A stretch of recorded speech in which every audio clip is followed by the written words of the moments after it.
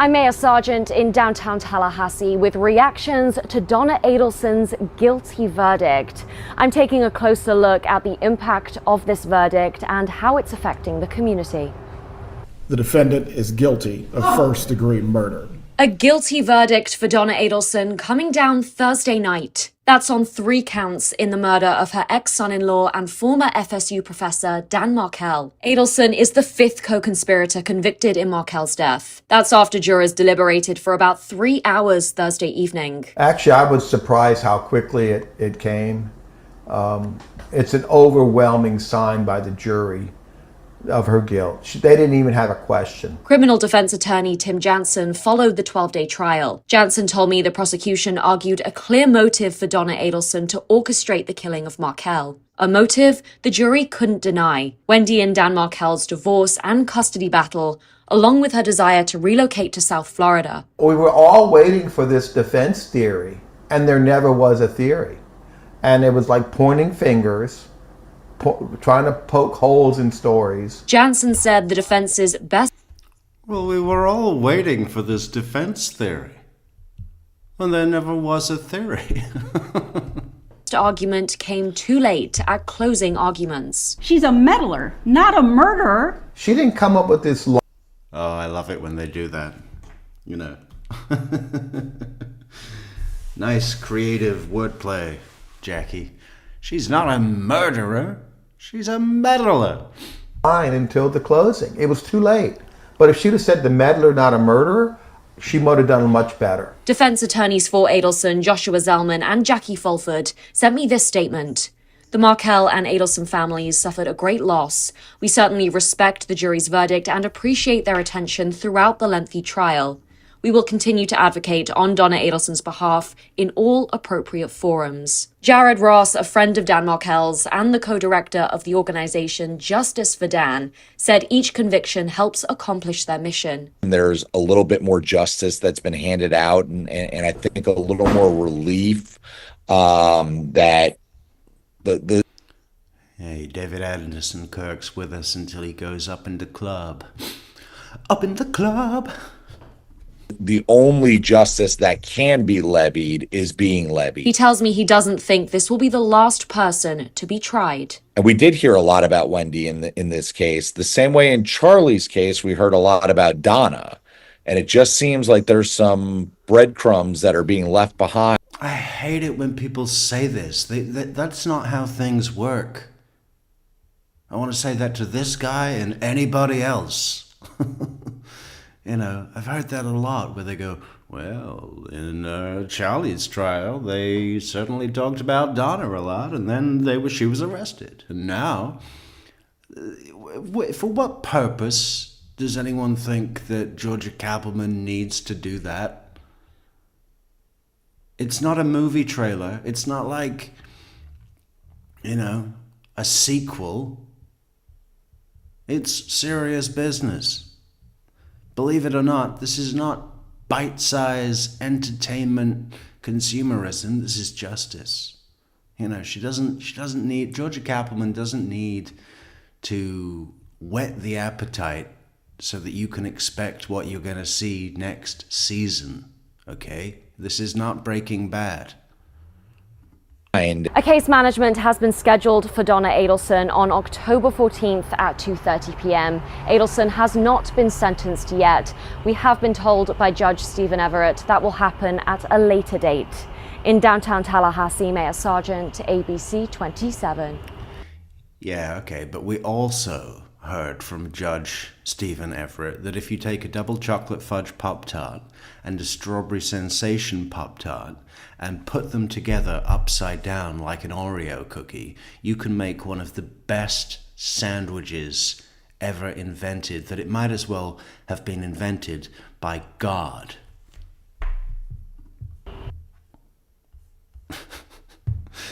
Oh, what else do we have? What else? What was this one?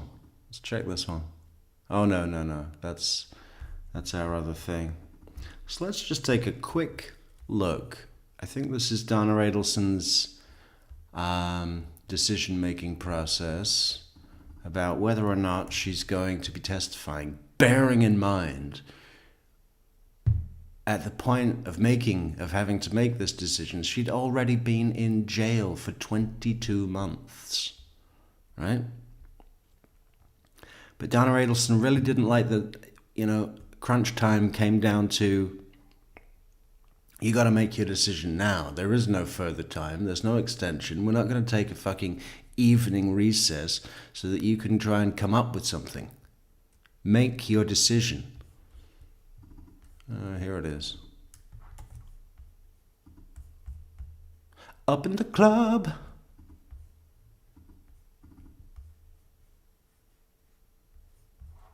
In cake we trust. If there are no other witnesses for the defense, it is time for the decision to be made. I can tell the court that co-counsel and my client are deep in conversation. He says that like they're having a moonlit dinner in Paris. They are. I can tell that Donna Adelson and my client are. No, that co-counsel and my client are deep in conversation, looking lovingly into each other's eyes with the Eiffel Tower in the background, illuminating their love. I'm sorry, I am capable of seeing that, Mr. Zellman. No narration is needed.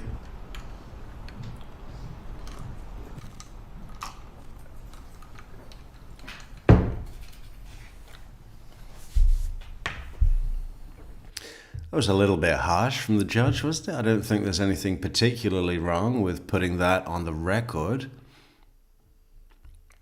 Someone should have justified that, just for the record, just to make the record clear, Your Honor. Just like what you did when you told us all how much purple Skittles suck and you wish they didn't exist, Your Honor. For the record.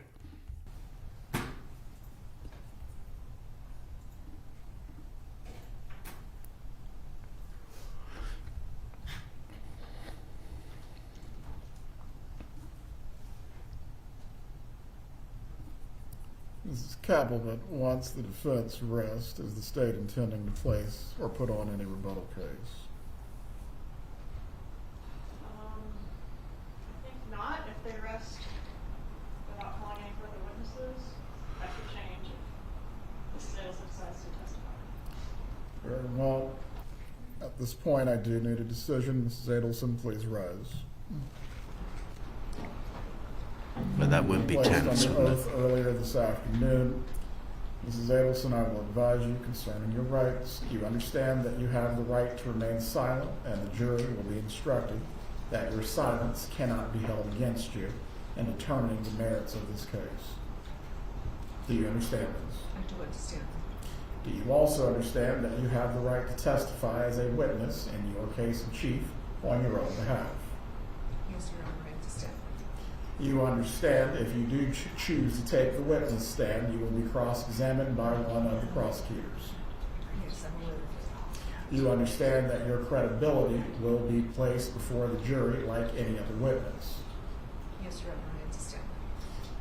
Have you been able to discuss with your attorneys the two rights that the court has placed before you? Yes, we discussed the rights. Concerning those rights as to whether you will remain silent or whether you will testify, have you made a decision concerning this matter? I haven't. I'm not prepared to make that decision. This decision affects the rest of my life. Mrs. Adelson, you're in the same position as every other criminal defendant who faces trial. Ultimately, you must decide whether you will testify or whether you will not. I cannot make you testify. Your attorneys cannot make you testify.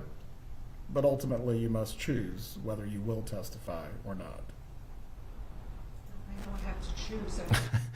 Judge Everett is so sick to death of this thing. Like, he's just like, okay. What is this? You're going to withhold something for your appeal so that you can say that I made you testify or made you didn't testify? He's over it. he's always been over it. Hoping I would have some time to speak to my attorney. This has already been discussed, ma'am. What is your choice?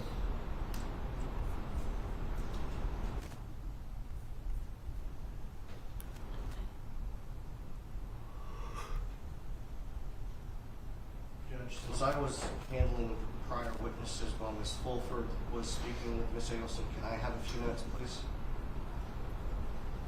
What exactly are we going to accomplish that we have not been able to since the trial started, pre-trial, the long recess yesterday, or even the lunch break today? That's what I'm trying to determine, Your Honor. I will give you exactly 5 additional minutes. From there, Mrs. Adelson has to make a decision whether she will testify or whether she will not. Thank you, Your Honor. If anyone in the gallery needs to use the restroom or stretch your legs, this is your opportunity at this point.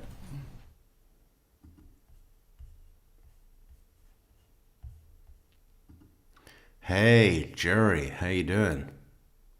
I gotta talk to you, actually. But not right now.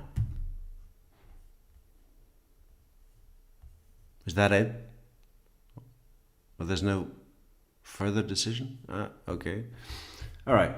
One more thing before we get to having a look at Charlie's testimony. I gotta see. I still have not seen this Donna Adelson being carted away after the verdict. I mean, I just, have not found the time. But we're gonna watch that right here, right now, from Gigi's channel on Pretty Lies and Alibis. What you know, Alibis?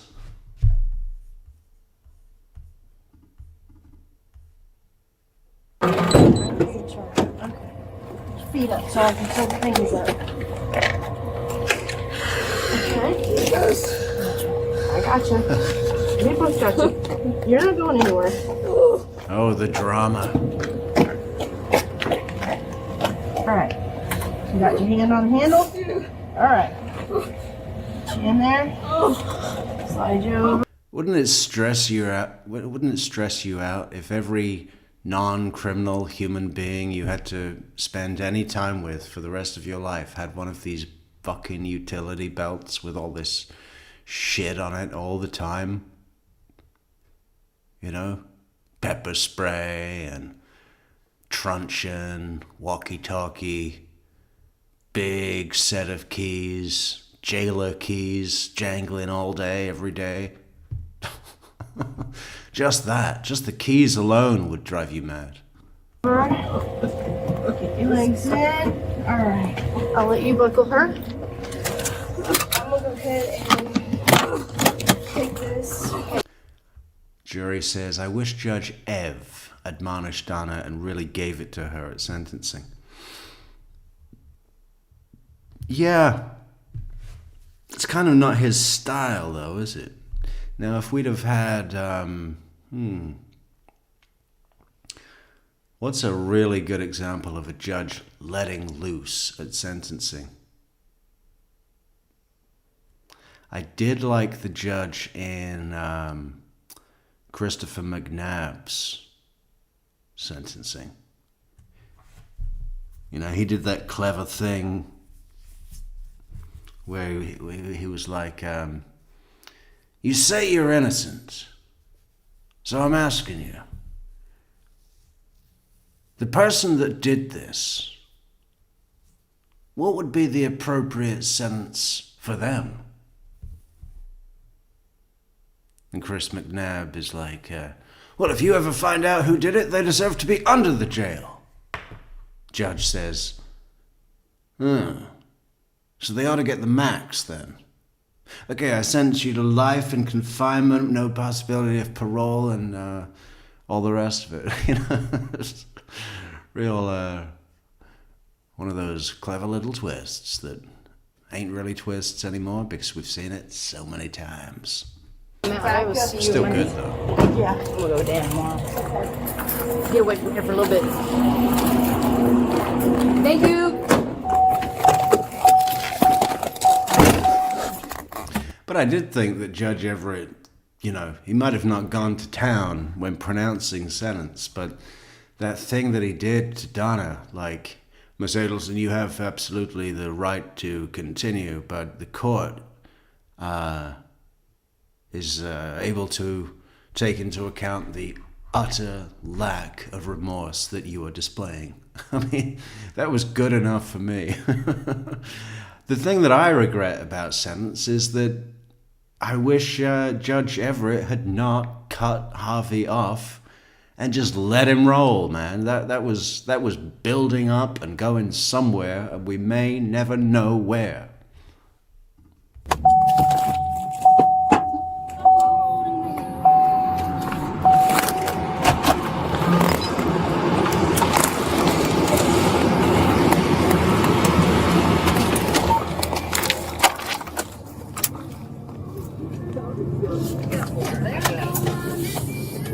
What's up? Is your ear okay?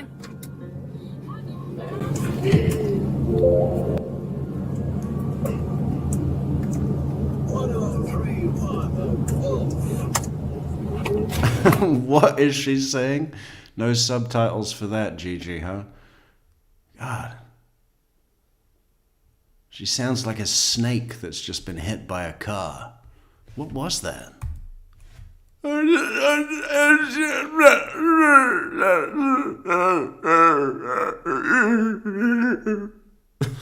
Stupid, stupid, stupid!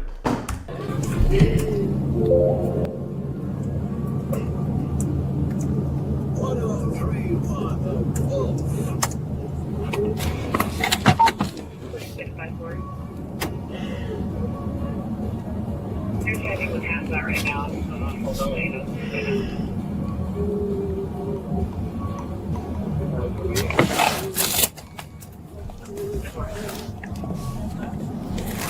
Yes, sir. Okay. I was just trying to get a screen started for me. So Chevy got the contract in Leon County, huh?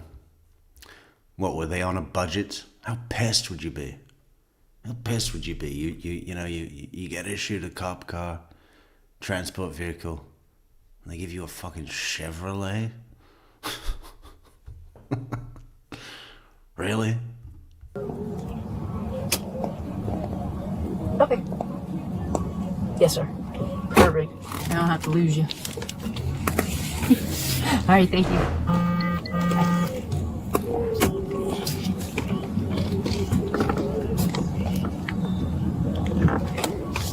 Fucking power steering's completely fucked. What was that?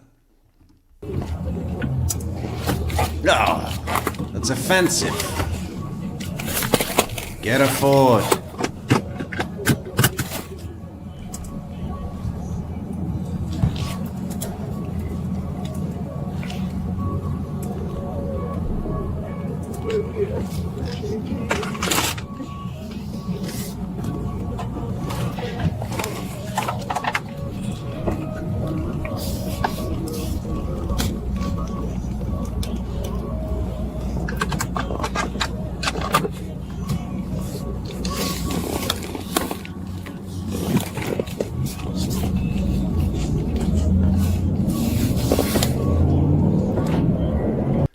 Yeah, I like the idea of it being a game show. Who said that? Jury said that. Yeah. Miss Adelson, you can play it safe and not testify, or you can take whatever is in this box that she can't see. Play it safe or mystery prize. What'll it be, Donna?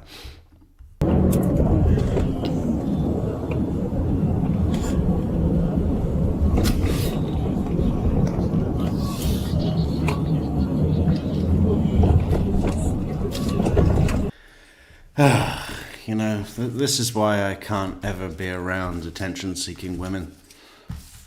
Or men, I guess. Not to be gender-centric, but I guess in my experience, it happens more with women. Right? And you can tell it by the vocal crying. You know? Yeah.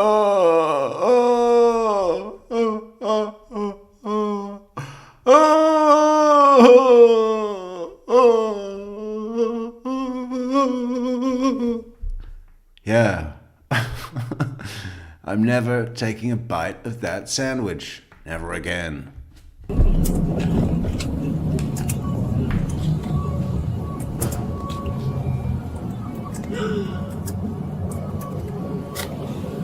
You know, I'll accept in extreme cases hyperventilating, right? If you're upset to the point where tears are coming down your face, hyperventilating can happen. But that is a breath control situation, only vocal because of air streams that are necessary to keep yourself alive. This, on the other hand,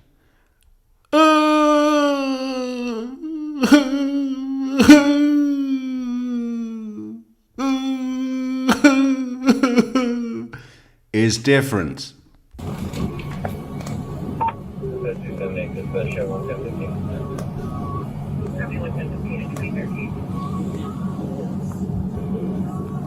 Hey, Christina.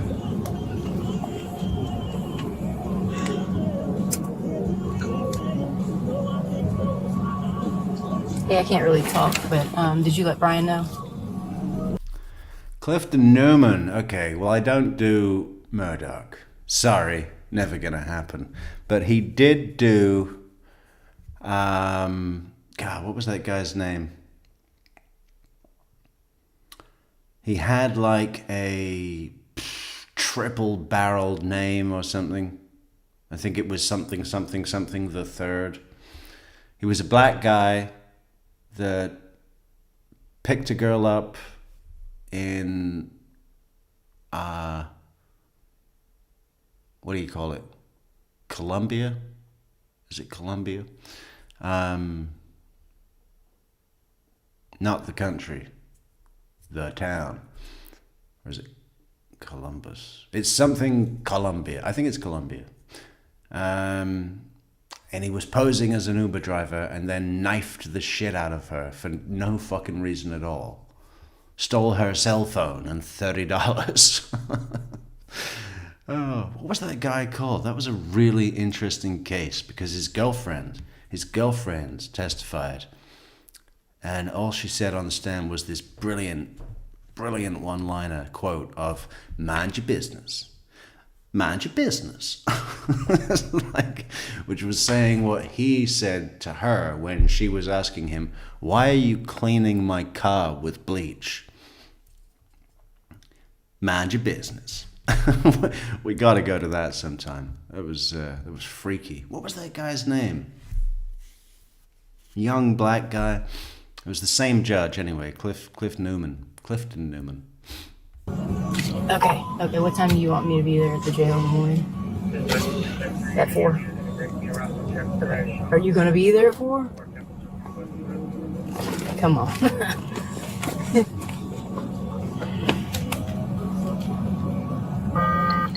Okay, just pick me up outside of Zone 1. And I will be there. Give me a break from all that commotion there in the courthouse.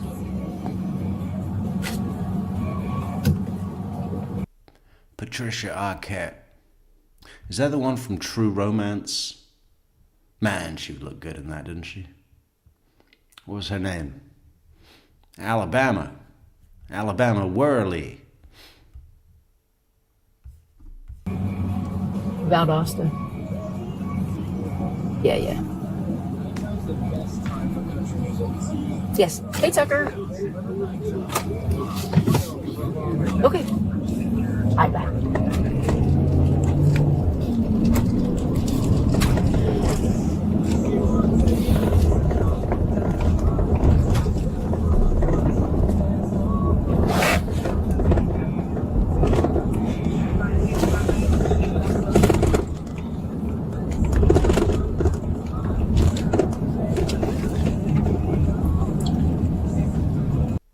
Kristen wants to know what kind of brand of cigarettes I smoke.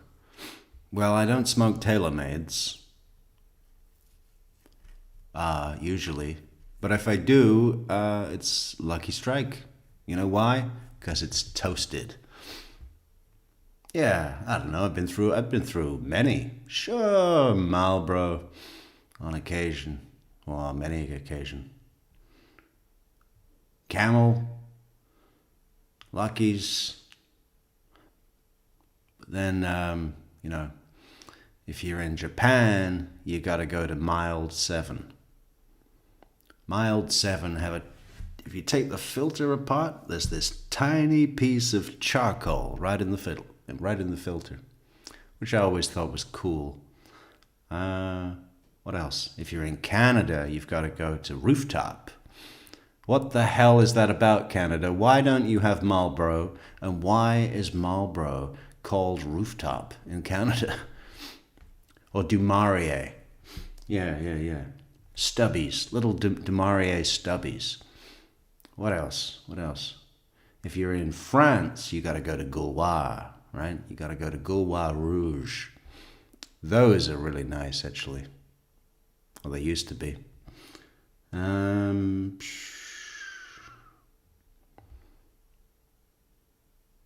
What else? There's a bunch. Menthol. Salem menthol.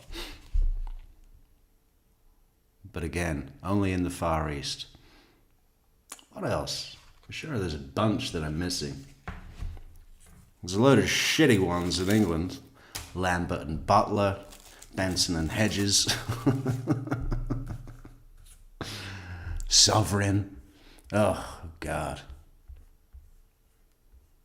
I remember being a kid and sharing one Sovereign cigarette between like 6 kids. 2 puffs each.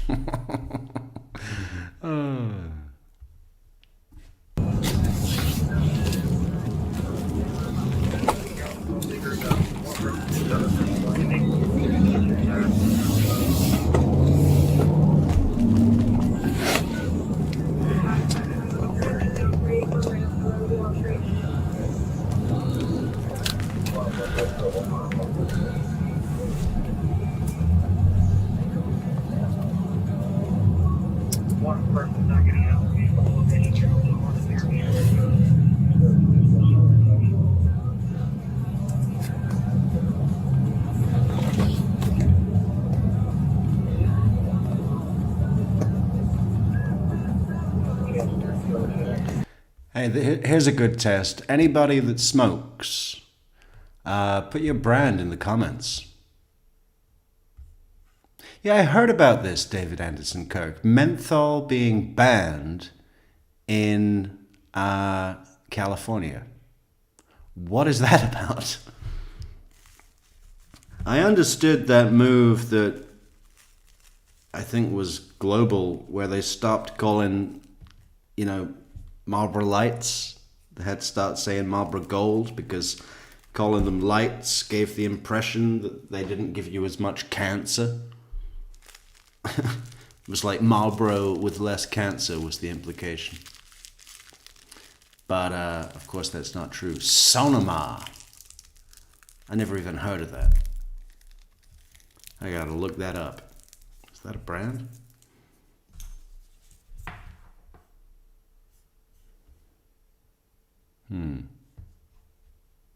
Yeah, I'm like Uncle Buck, working a 5-year plan. We've got 5 years left to smoke cigarettes. Then we're moving on to cigars. Another 5 years. Then after that, we're doing 5 years of pipe, smoking a pipe. And after that, we're on to the chewing tobacco. Another 5 years. And then we're on to the nicotine gum. Then the patches.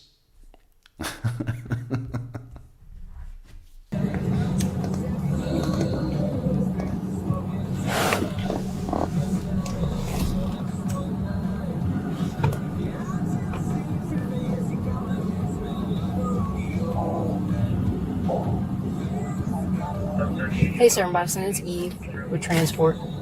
Coming back, which zone? 3? Yes, ma'am.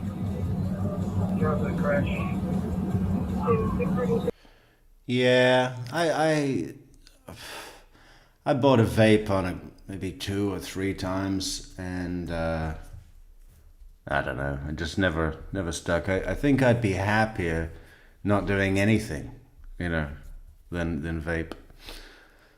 I just, you know, I thought it looked really cool. You know, I saw someone on a bus with a really, or maybe it wasn't a bus. I don't know where it was. It doesn't really matter. But they had a really super cool looking vape. Like, it looked heavy and like really like not shitty. It didn't look cheap. And I thought, hey, maybe if I get one of those, that would make it feel real. So I did. And, you know, that lasted about a week. And, yeah, I think it's the flavor, like the fucking blueberry bubblegum bullshit. You know. And then I tried one of the ones that's not flavored, which was just like tobacco, or supposed to be flavored like tobacco, and that was shit. So I was just like, fuck this, you know. Yeah. I guess it would be good to give up smoking at some point, but not today, baby. Yeah, I will need a wheelchair at the vehicle today. No. I'm at Monroe and Gaines. Yeah, she's gonna need to be put on direct too.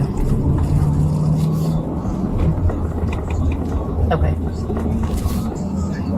Yeah, I got assistant shared Google file on me, so. Yeah, so do you want me to come in zone 1 or zone 3? Okay. Okay, perfect. I'll see y'all in a few. Yes, ma'am. Bye. I'll see you all in a few. Yeah, if you make it in that fucking Tahoe, or whatever it is.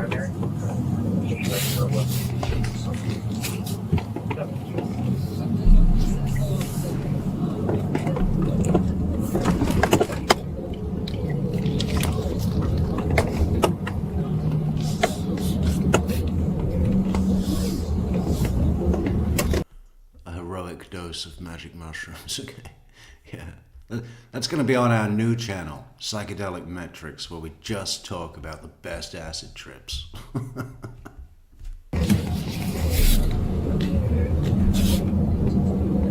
Thank you.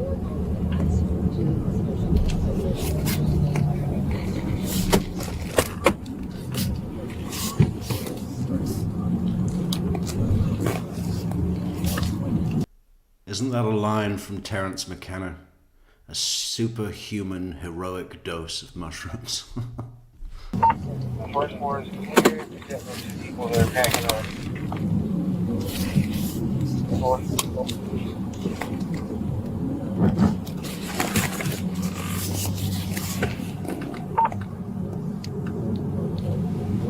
I guess check this out.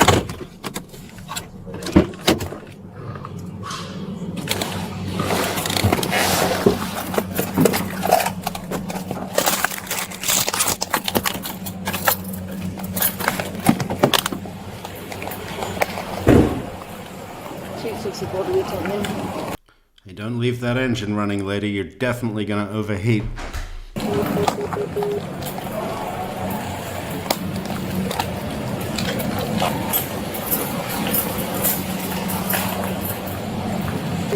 ahead, we can hear you.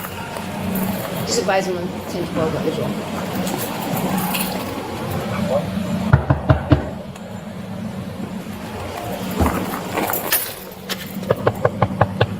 Wheelchair. Okay, we're going to have a poll because the real meat and bones of tonight's show is going to be having a look at Charlie Adelson's testimony, cross-examination mainly because it was fucking awesome. But I want to know what everybody else thinks. Oh, hang on.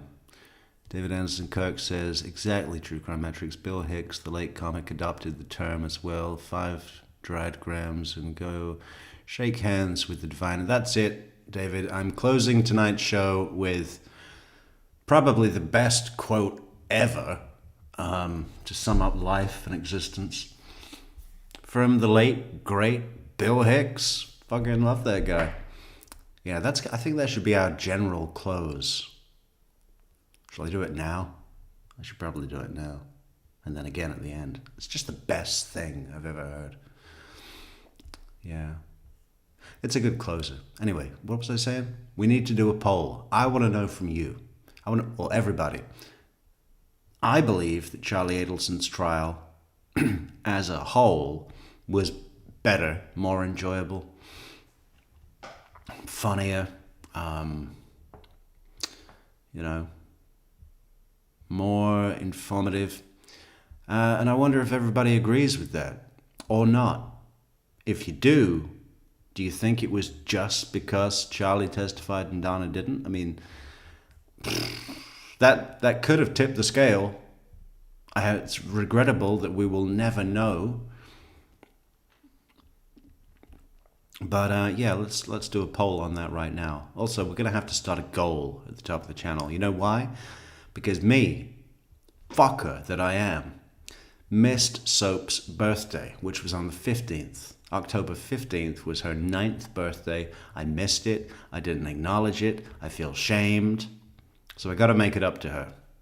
We're talking family-sized bucket of KFC just for the dog, okay? You know what that costs in 2025? I'd say I need to remortgage my house, but I don't have a mortgage either. We got to get a cake, a dog cake with a candle, some kind of special butcher bone. I could probably get that for free. But if you want to help out, if you want to chip in and get something nice for the dog, help reach our birthday dog goal at the top of the chat. Coming soon.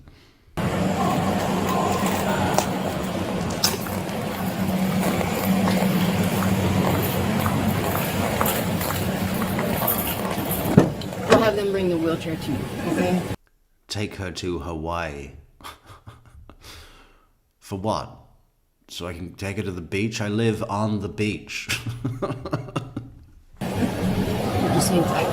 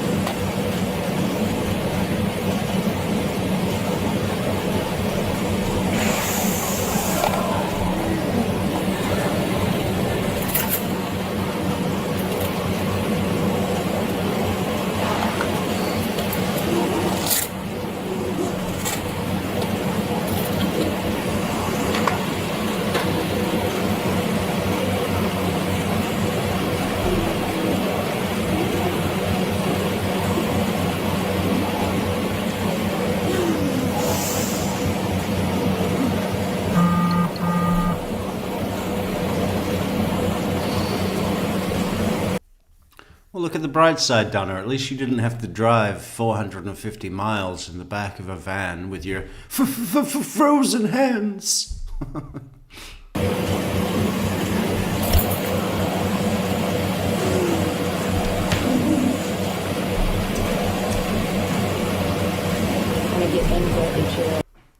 Probably wouldn't have even made it in that Chevy.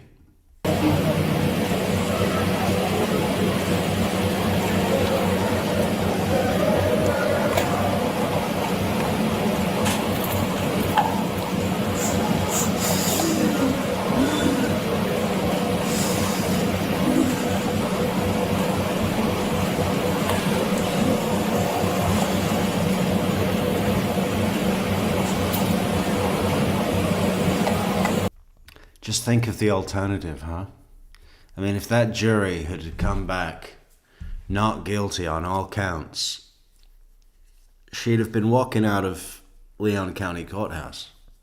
I mean, maybe not on the front steps, lest she be tarred and feathered by the public, you know. But Harvey would have met her behind the wall. They'd have had a car pull round, you know, a nice executive taxi. Like, you know, the big Mercedes. Or maybe one of those nice vans, those little Mercedes vans that sometimes are taxi companies, right? To take them to, you know, do you remember when Donna thought Charlie was getting out and she was like, I packed your bag, I booked a really nice hotel. And I just think, what a strange thing to do. like you get out of jail after 2 years of worrying about your trial, and Dan Rashbaum drives you back down to Miami, and the first thing you do is, say hello to your mom and dad and whatever. But you don't stay long. You say, well, is that my bag? Okay, the taxi cab is outside running. I told him to wait so that he can take me directly to the hotel where I'm going to sit in the room on my own. You know, take a shower and then not get dressed and sit on the bed in my bathrobe.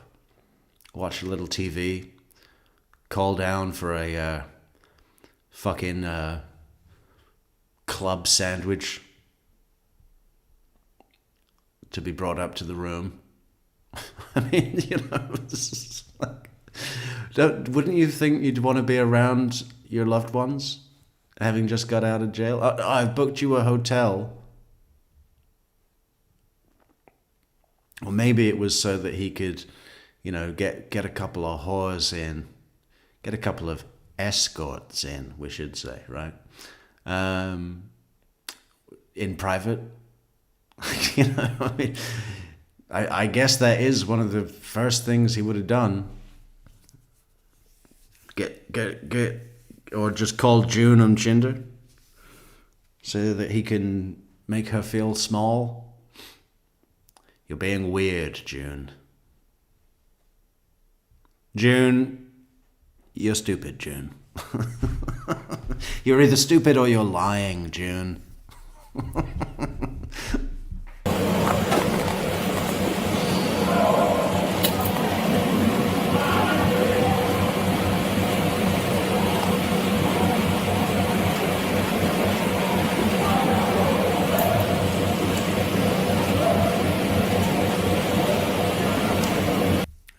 Thanks so much, Chauncey, for the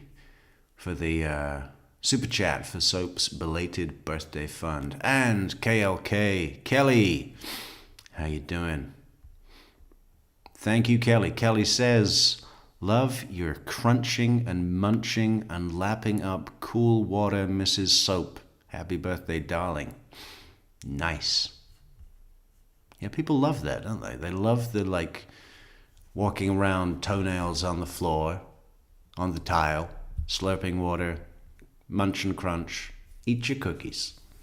Mind your business.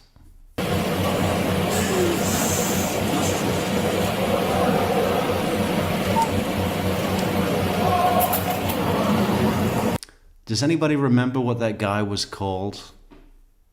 The young black guy that was tried by Judge Newman in South Carolina for doing the, I guess it was called the Uber impersonation killer or something. Because the girl was waiting for an Uber, and then he pretended to be that Uber and took her away to murder her for no reason. What was that guy called? It was some like really posh sounding name. Anyone remember? I guess I can look it up.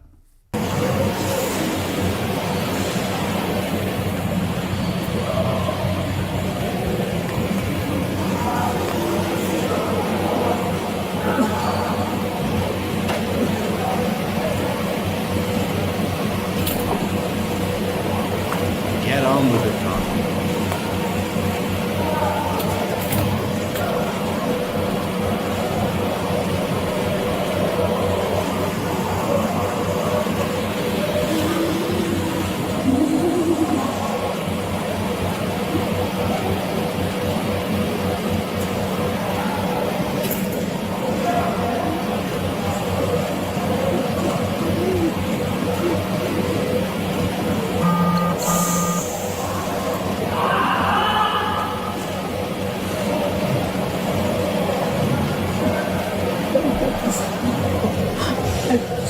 You want to try to walk in? Yeah, this. Let me see if this chair coming out now. Your chair's coming out now. They're coming, okay? I'm gonna let you get. I half expected her to say, I can't feel my fingers. Colleen! Hey, I loved that Frank Zappa song. Was it Colleen? Yeah, it was Colleen that said it. Sent it. What was it called? Jewish Princess. Yeah, I like anything Frank Zappa.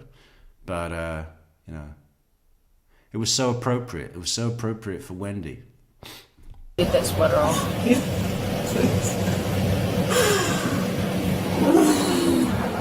And thank you for the super chat, Colleen. We're almost there, guys. We're almost there on the soap's belated birthday goal. Hit us at the top of the chat with a super chat for the dog. I just can't take you in there without any handcuffs on. That's their policy, okay? I know.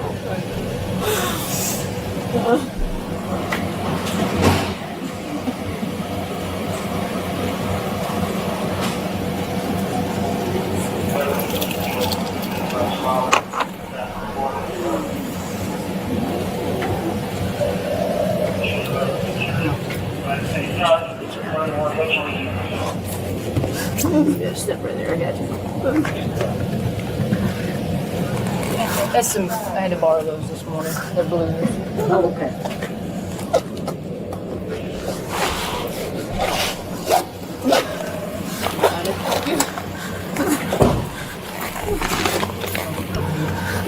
Miss Anderson, lift your legs up. Hold on. Got one. Put your leg on that one.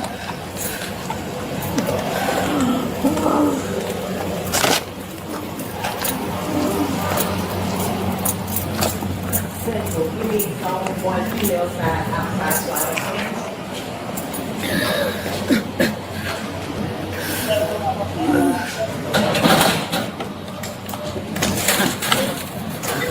Go ahead and give me an override on the female side, please. Bring the chair. Sorry.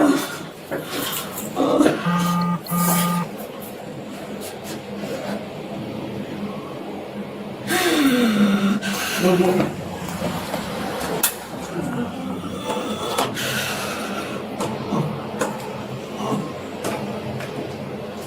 117 Central Control.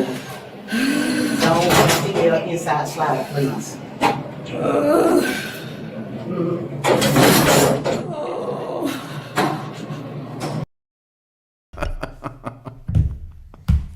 Just look at it. You'd think that she'd been shot.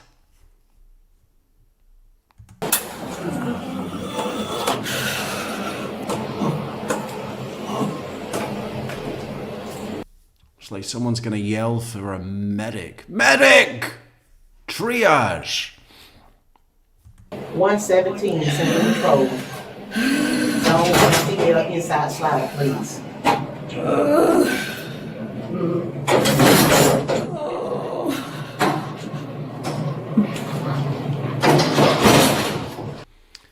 God, look at the amount of sass in the room as well. Full sass. Just wait until Chief Mac comes in with a big tray of beef ribs. And the meat just fell off the bone.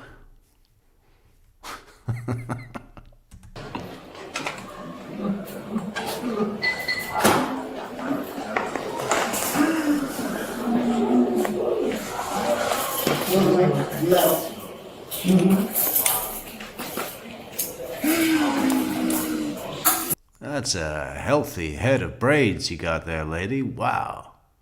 How much does that weigh? Look at that. Is that real?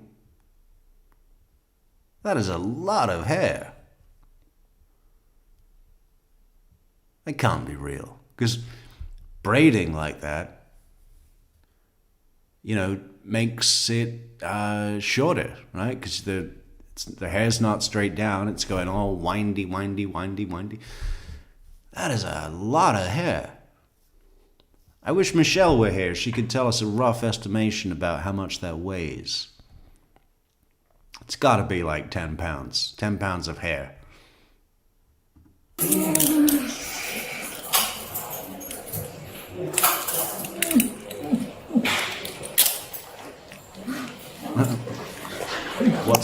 KLK says, what's her end game here? Good question. Good question. I think her end game is Sympathy Max. Sympathy Max. She knows there's at least 4 days of Suicide Watch. And we know from Charlie, what does that mean? It means, hang on, let me remember the order of this, because it's not the most obvious version of what you would think. It's piss on the floor, blood on the walls, and shit on the ceiling. Right? And I would think the logical thing would be Okay, I'll be right back.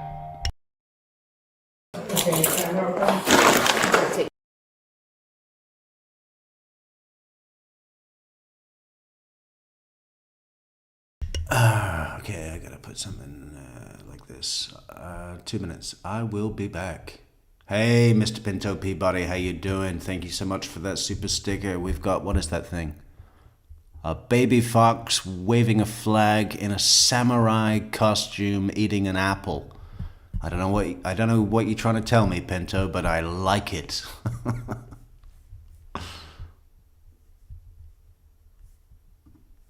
Right, 2 minutes. I gotta go and put out a fire. Was your explanation to the jury over the last little over a day the simplest explanation? It was the truth. You have a thorough explanation. Would you agree with that? I want to go through some of that. You claim that you were extorted on July 18th, 2014 by Catherine Magbanua and also in the background some Latin Kings, probably Garcia and Rivera, right?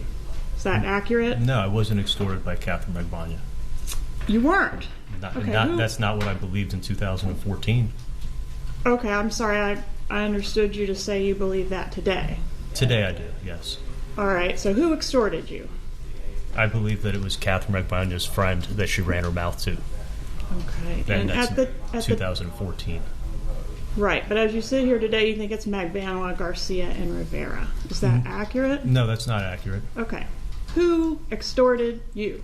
As I sit here today, I believe that it was Catherine Magbanua, and I believe Sigfredo Garcia, but I don't know for sure. I was never there when she was ever talking to him, so I don't know if he was in on it with her or not. All right. At the time, though, you did not think she was guilty. We got that right. the time of the In extortion. 2014? Yes. Correct. Okay. And then so exactly when you found out would be, I think you said, her trial. That I suspected that she was not telling me the truth and she was a part of it was in 2019. At her trial? Yes. All right. And so she was arrested in 2016, right? Yes. All right. So for 3 years, she was in the Leon County Jail awaiting trial, yes? She was there. And you believed she was innocent. Yes. And you had this whole explanation to assist with exonerating her, right? I have the truth of what happened, yes. But you didn't offer the truth of what happened, did you? Nobody came to me. I thought the truth would come out. Does someone have to come to you? I was told not to talk to Katie and not to talk to anybody about this case by counsel. Okay. So you strike that. On day one, which is July 18th, 2014, she is the only one that physically contacted you to conduct this extortion. Am I correct in that? Yes, you are. So you never actually had any contact with any Latin King? No. No phone calls? No phone calls. No texts? No. No letters? Well, in 2016, you're talking about in 14, right? I'm talking about the first layer of the extortion. Did you have any contact with the thugs that were getting your money for 2 years? No. Did anybody put a gun to your head? I was told that I would be killed in 48 hours if I didn't pay up. I heard you say that, but my question is, did anyone put a gun to your head? You're asking me, did anyone pull a gun on me? That's what Is I that asked your you. question? No, nobody pulled a firearm on me. All right, so when Catherine Magbanua came to you on July 18th and said, open the safe and give me all your money, she was not armed. She was not carrying a gun that day, And no. were you armed at that time? Did you have a weapon in your home? I had weapons in my safe, yes.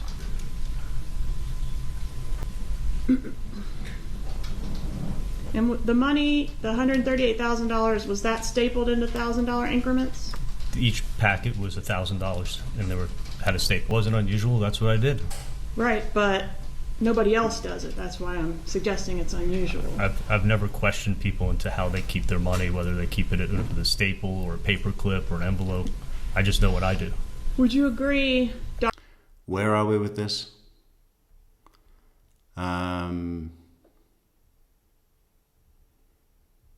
Okay, I need to reset my brain. Can we go back, or should we we'll continue? Doctor, that it's a compelling piece of evidence that the killers were paid in stapled money and came up with that information in this case. It's not compelling. The people who extorted me and got my money got it from my house, and it was stapled at my house. They had to have gotten it from you, right? Because it was stapled. Oh shit, I didn't mute the mic. Did you guys hear that? What was I saying? Anything bad? Yeah, that's okay. If they got it from Katie, they got it from me. So it had to be some kind of, I paid, but I did it under duress, based on that piece of evidence, right? That had to be built into your defense. I was extorted, and I paid the money. All right, so... Okay, so what was the title of this video? Does Donna regret not taking the stand? My guess would be yes. There were kind of a lot of surprises like that in this trial that were absolute sure things. Do you remember all the polls we did? Will Donna take the stand? Won't she take the stand? The irrefutable consensus was, yeah, she will be taking the stand. But that was when we were really, sensing the push for a sympathy play, which I guess she had sensed didn't receive enough foundation from everything that preceded it. Lollipop lady, costume, cardigan, peppermint twirl shirt aside. Doesn't she look like your granny? Local layman of Tallahassee? Doesn't this look like your Nana? Your old lady Nana? Yeah, that didn't really get set up in the way that allowed her to come onto the stand and do a big pity play for the elderly kind of vibe. So I guess she didn't really know what to do. But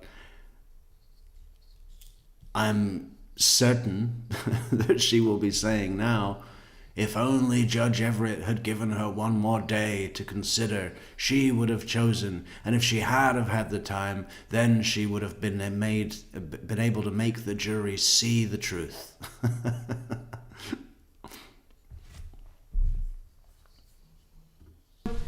Katie comes in and she's in a panic and she tells you what's happened. And I need all the money in your safe right now. Do you suspect that maybe she's working with the police at that point? Maybe she's trying to set you up? No, she didn't say I need all the money in your safe. That's not what she said. Did she take all the money in your safe? I cleaned out all the money in my safe and handed it to her. Right. Why did you do that? Because I was being extorted for $350,000.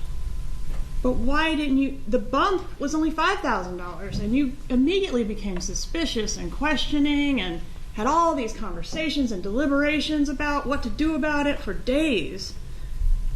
When Katie comes to you, you just open the safe and give her the money, right? That's what I did, and there's a big difference between the two. Okay, well, the way that it was done to you, is that the way it's done? You have to be more specific, please. Well, on the wire, you say repeatedly, that's not the way it's done.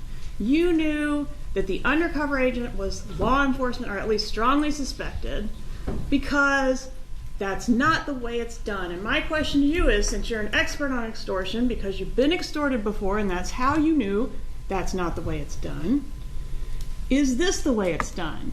Do extortionists send a girlfriend of their victim to collect their extortion money? Is that the way it's done, doctor? I'm telling you what happened to me, and I was told that if I didn't pay in 48 hours, I would be killed. The person that came and extorted my mom, that was not the same approach as what happened to me. Is that the only way? That's the only way it's done? They send the girlfriend? It's the only time I've ever been extorted like that. Okay. And did you hear any of the negotiate? So they come in and they say, strike. They come in and they say, we need $333,000. You need to pay $333,000. You need to pay $333,000. Why not $1 million? Because when I had told to Katie that the $1 million offer for Dan Markel, I said I was going to pay $333,000. And when she asked me, do you have that much money? And I said, yeah, I could pay it in cash. So she took it as I had cash, and she knew I had a ton of cash in my safe. So she thought I had the cash. I didn't have all that cash. So that's where I'm assuming they got the $333,000 from. But the offer that she bragged about was $1 million offer, isn't that right? That she ran her mouth about. I was never there when she spoke to her friend. Okay, was it $1 million offer?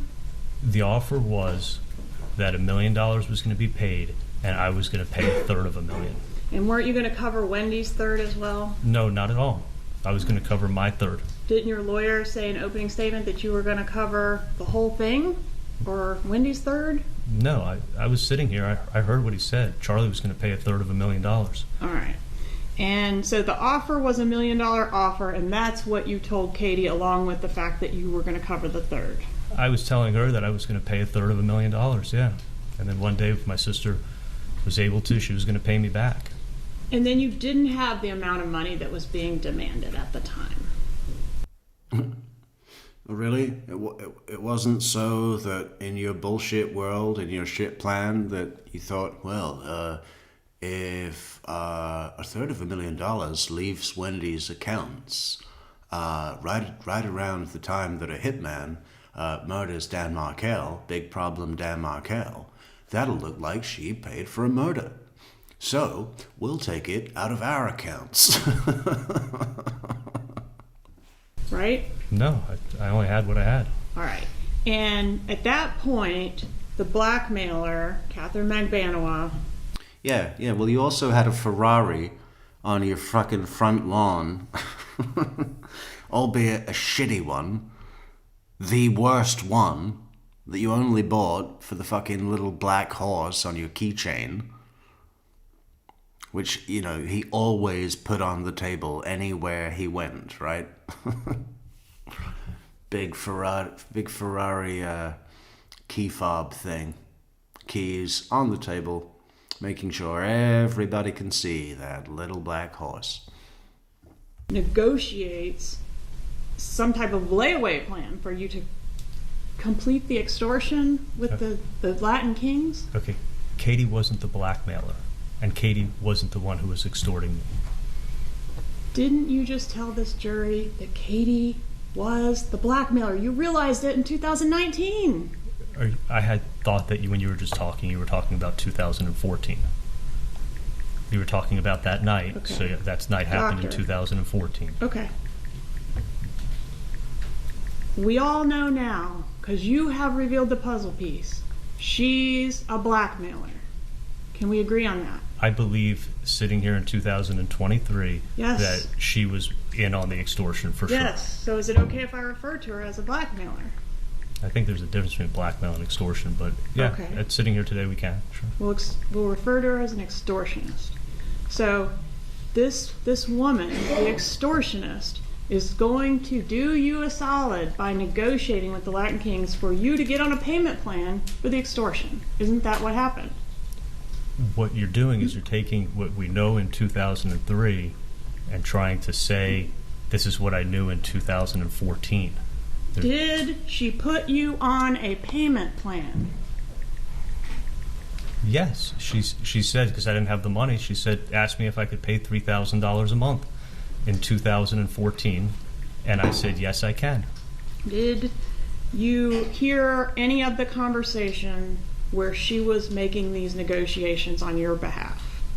No, when she said, I'm going to go check with my friend and if that's okay with him, she took her purse, took her keys, took her cell phone, she walked out of my front door, closed the door behind her, and I sat in my living room, and she came back about 5 minutes later. You didn't want to talk to the guy yourself? No, I didn't even think of that. I mean, but she went outside to call him. All right, and then the two of you took a Xanax and went to sleep. Well, I took a Xanax. I don't know if she took one out of the bottle, but I definitely did. And the next morning, she left with your money, right? She left about 8:30 the next morning. That's July 19th, 2014. Correct. Let's talk about what you did that day. You did not report this to the police because you were in fear, correct? Absolutely. And you didn't report this to Wendy, even though, according to you, her life was in danger too, correct? Potentially, but I planned on paying the extortion every month. All right, but you did go to the gym that morning, right? Could we show that text, please?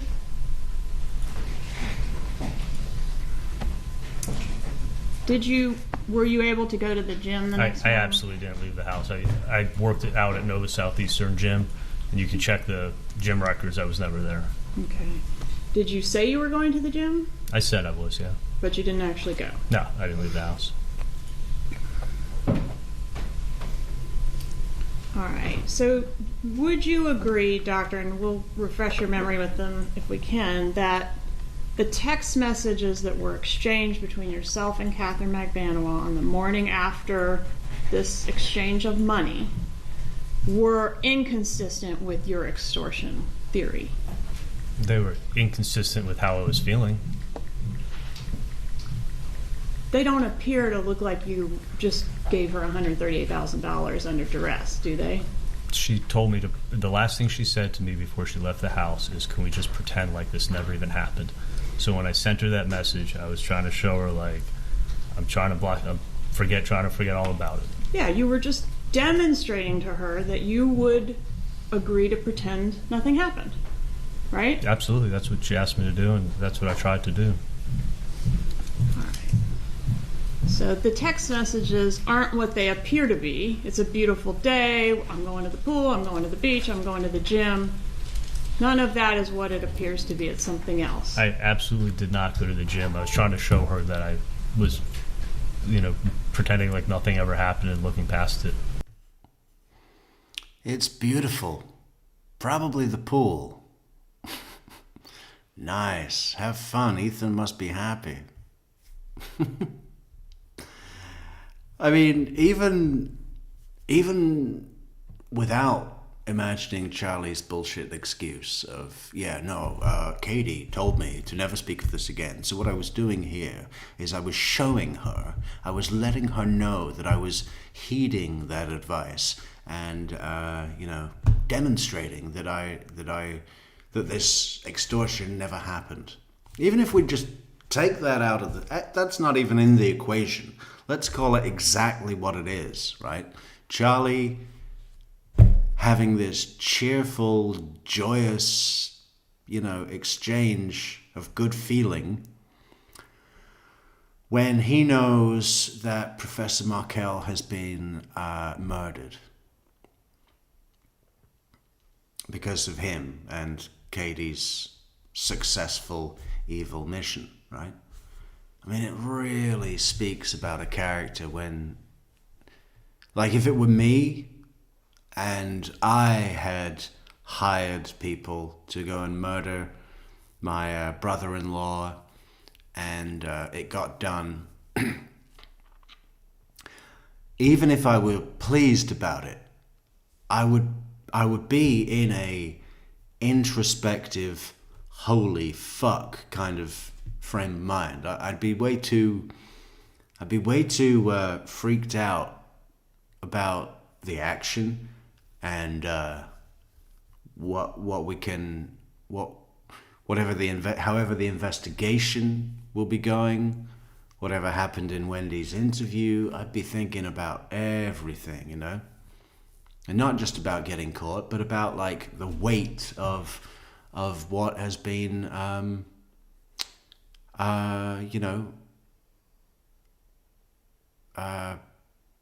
I don't know if achieved is the right word. Let's just say achieved. I mean, that would be all I could think about. There's no way I could be like, headed to the gym. Are you taking the kids to the beach? It's so nice. It's just unbelievable. And there's nothing on the wire. All those hours of you talking. There is nothing on the wire about the extortion, this layer 1 of extortion, because she told you not to talk about it, right? She told me to never talk about anything to anyone or her. She never wanted to hear about it again. And yesterday, in your testimony, between you and your attorney, you mentioned the word extortion 123 times. Would you take my word for that? I'm sure it came up a lot. Okay. But nowhere, even in the midst of this whole second extortion, it's happening again. It's an extension of the same thing. Do you mention anything about this layer 1 of the extortion? Do you? Yes, actually I did. Okay. If you pull up the video from Matsuri when I was sitting with my dad and I said, and the funny thing is, that's what I whispered in his ear.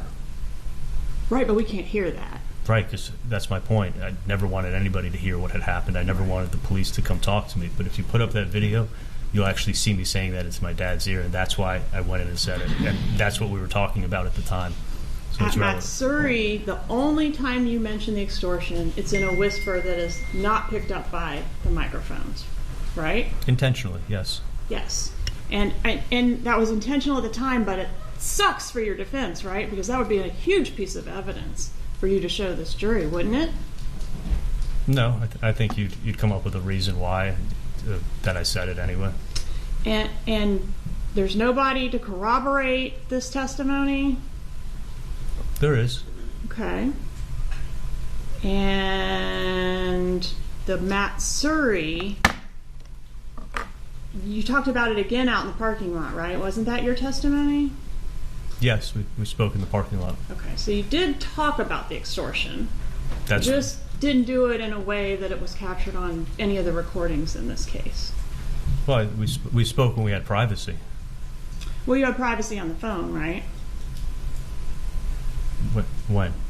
At least you thought you had privacy on the phone. Every time when you were talking on the phone for hundreds of hours on this wire. There's always a chance that I was being listened to. Okay. I mean, well, there was a chance you were being listened to when you whispered in Dad's ear, right? But you said it. I mean, you were talking about it. I whispered real quietly into his ear, so I thought I had privacy. At that point, I thought I had privacy. And Catherine McVanoa and you discussed this first layer of extortion in the car outside of Dolce Vita too, right? That's when I found out everything that was going on, and she opened up when I confronted her. But if this jury could hear that conversation recorded, we would all be hearing basically what you're telling us, that there was an extortion effort that predated the undercover operation. Wouldn't we? Because I was trying to see if Sigfredo was behind the extortion of my mom, because I knew he was behind. I always had a feeling he was behind what happened to me, and she was having this explosive fight with him, and it was going on the same exact time that my mom started getting extorted, so I thought that he was going after my mom. Don't you wish that conversation in the car had been recorded? I don't know. Wouldn't it prove your theory? Yeah. That you're talking about, the if I prior think about extortion. It, then you'd know exactly what happened back then. But unfortunately, it wasn't recorded, and then everything that was recorded inside the restaurant, you don't mention it, right? I'm speaking very carefully. I mean, I was still, even when I was in the car with Katie, she was doing most of the talking. That was the first time she really opened up, and I think I caught her off guard. I was still, even when I spoke to her in the car, I was real careful. I said, was T behind what happened to me? Like, I wouldn't even say the words to her when I was in the car. Okay, was T behind what happened to me? Do you say anything anywhere on the wire about referencing what happened to me? Meaning, what happened to me before? No, because that was the only time I ever confronted her. But I did, actually, when I would be on the wire with my mom, and I would say, it's not the same person. Like, that was in reference to what happened to me, and she knew that. What call do you say it's not the same person? Okay, you want to know what call? It was Tuesday, the 26th. And I said it's at the end of the call. It was a 2-minute and something call. April 26th? April 26th, 2016. It was a 2-minute and something call. It was towards the very end. And I go, I know it's not done like this. It's 48 hours, just enough time. It's not the same person. So you can look it up. Okay, I'm with you. It's not the same person you were referencing as the person that blackmailed me years ago. And has been blackmailing me for years. Yeah. That's what you meant. It's not the same person that's extorting me, correct. All right. So I want to go back to Wendy. Wendy is in the process of relocating from Tallahassee to South Florida, basically the day that this is going on, day after the money drop. Right? They're packing up the car. They're coming back. Yeah. Right. So she's going to be moving significantly closer to the killers that had threatened her life. This what I don't she wasn't planning it wasn't a permanent move or anything that was planned. I think she took a suitcase with her. But she's your family member, yes. I think she took a suitcase with her. Okay. Well, what about like the months of prior, clearing out her childhood room and moving things down bit by bit over time, giving all of her like children's clothes that didn't fit anymore to someone else, when she pretended to have made someone a soup to help them feel better who was under the weather. God, imagine that. You've got a fucking horrible flu, cold situation. I can't remember exactly what was wrong with the woman. Did she just have surgery? Or, there was some medical reason that some friend of hers, friend in quotes, was under the weather. So Wendy brought some soup over. Could you imagine anything more horrifying than that? Wendy Adelson showing up with soup. Oh, you know who it was? It was that witness that was interviewed. I really liked her. One of the witnesses that was interviewed the day of, I think, on the 18th or the 19th, maybe. I forget her name completely. We're going to have to review that again. I want to go over the old witnesses. You know, all getting jammed up with the trial. You know, it's not even the content I like best. The content I like best is the interviews, the interrogations, right? That's where it's at. That's where real information happens, not on the stand. On the stand, it's all shaped, curated, choreographed, for the most part. Much closer to the one they've already Hey, Tamer Nagel, how you doing? Good to see you. killed than you, right? Say it again? She's much closer. She's got much deeper connections to the person they've already killed. That's Dan Markel, than you do. Right. I mean, there's a reason to fear for her safety because these killers have come, they've just killed Dan, and now they're saying they're going to kill another one. It could be Wendy, right? She has no idea what's going on. Exactly. But you let... This is where Georgia really lets her natural ability flow into what makes her one of the best professionals I've ever seen in any trade. Exactly, because these killers have come, they've just killed Dan, and now they're going to kill another one. It could be Wendy, right? You know, there's this cartoonish, like, you know, piss-taking, you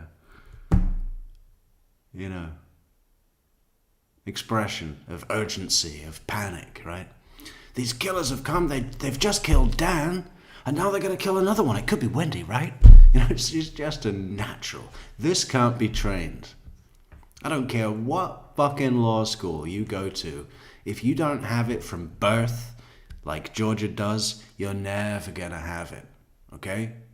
Stop trying. Let her move from Tallahassee to Miami where you knew the killers were located. That's my point. Do you agree with that? The killers were able to find Dan Markel in Tallahassee. They have a car. They were, but would you rather live in Tallahassee or in Miami if the killers are in Miami? I think if these people want to find you, they'll find you. Okay. I mean, I don't think...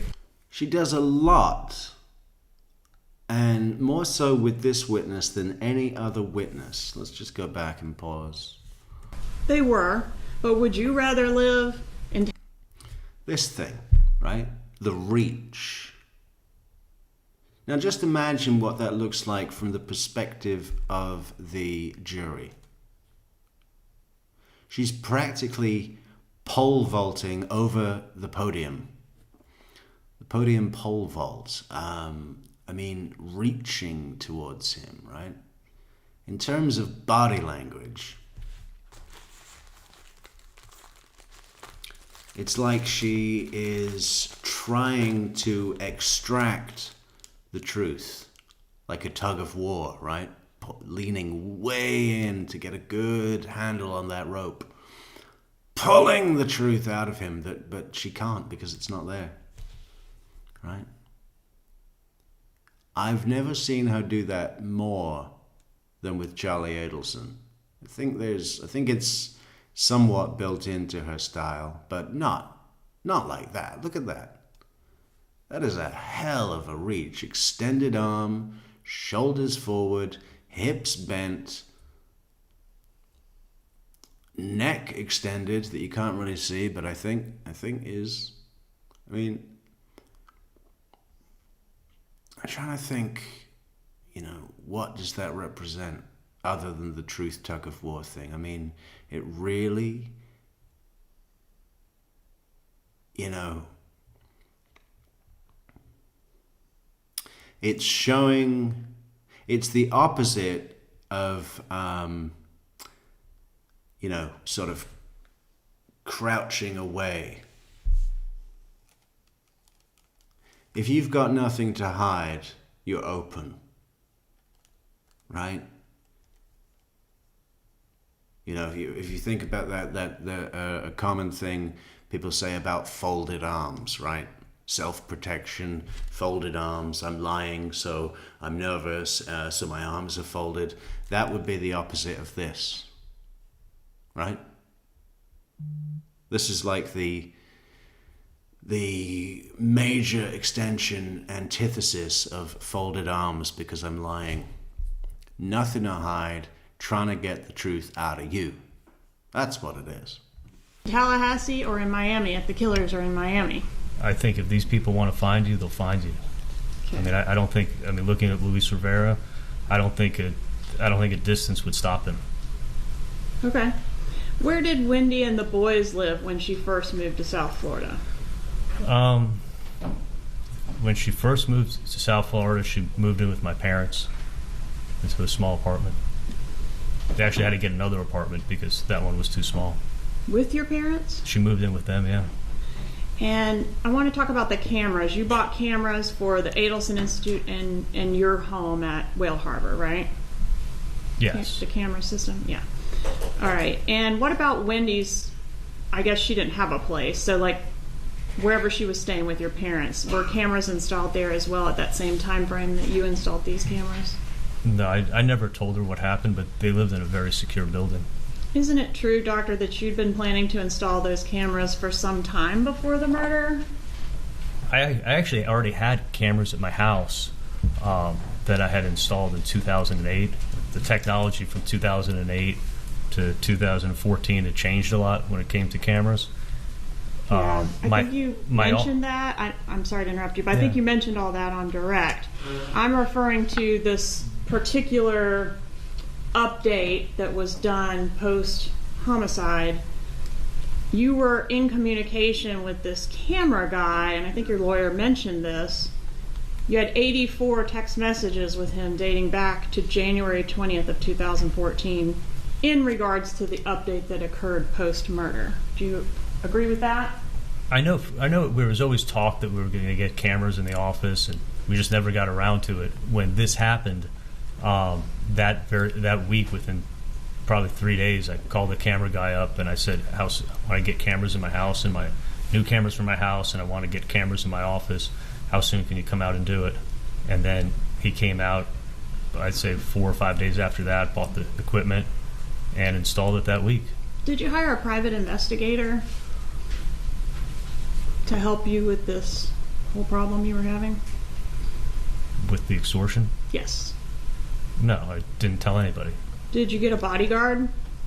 No, I carried a gun on me, and I always sleep with a gun next to me in bed, and I carried a gun on my person and had a gun in my car at all times. Do you recall a statement you made on the Dolce Vita recording that said you were going to start carrying a gun? Yeah, because for a long time, after this happened, I was carrying a gun, and it's uncomfortable, and I don't always like carrying a gun. So I hadn't carried a gun in a while, and I was going to start carrying one again. But you did say in 2016, I'm going to start carrying one. Yeah, I carried probably for about 4 to 6 months after this happened, and I wear scrubs, so the gun that I had can kind of stick out, and it's uncomfortable. I prefer not to carry a gun. So you quit carrying it, but during the time you were still paying the extortion money? Yes. All right, and the extortion money that you were paying, $3,000 a month, that wasn't going towards the principal of whatever was left on the $333,000, right? Didn't you testify to that? Correct.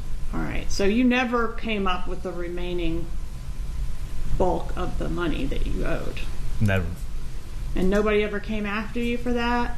No, they said you could pay it all off and it'll be done, or just pay $3,000 a month. So I thought about paying the full amount.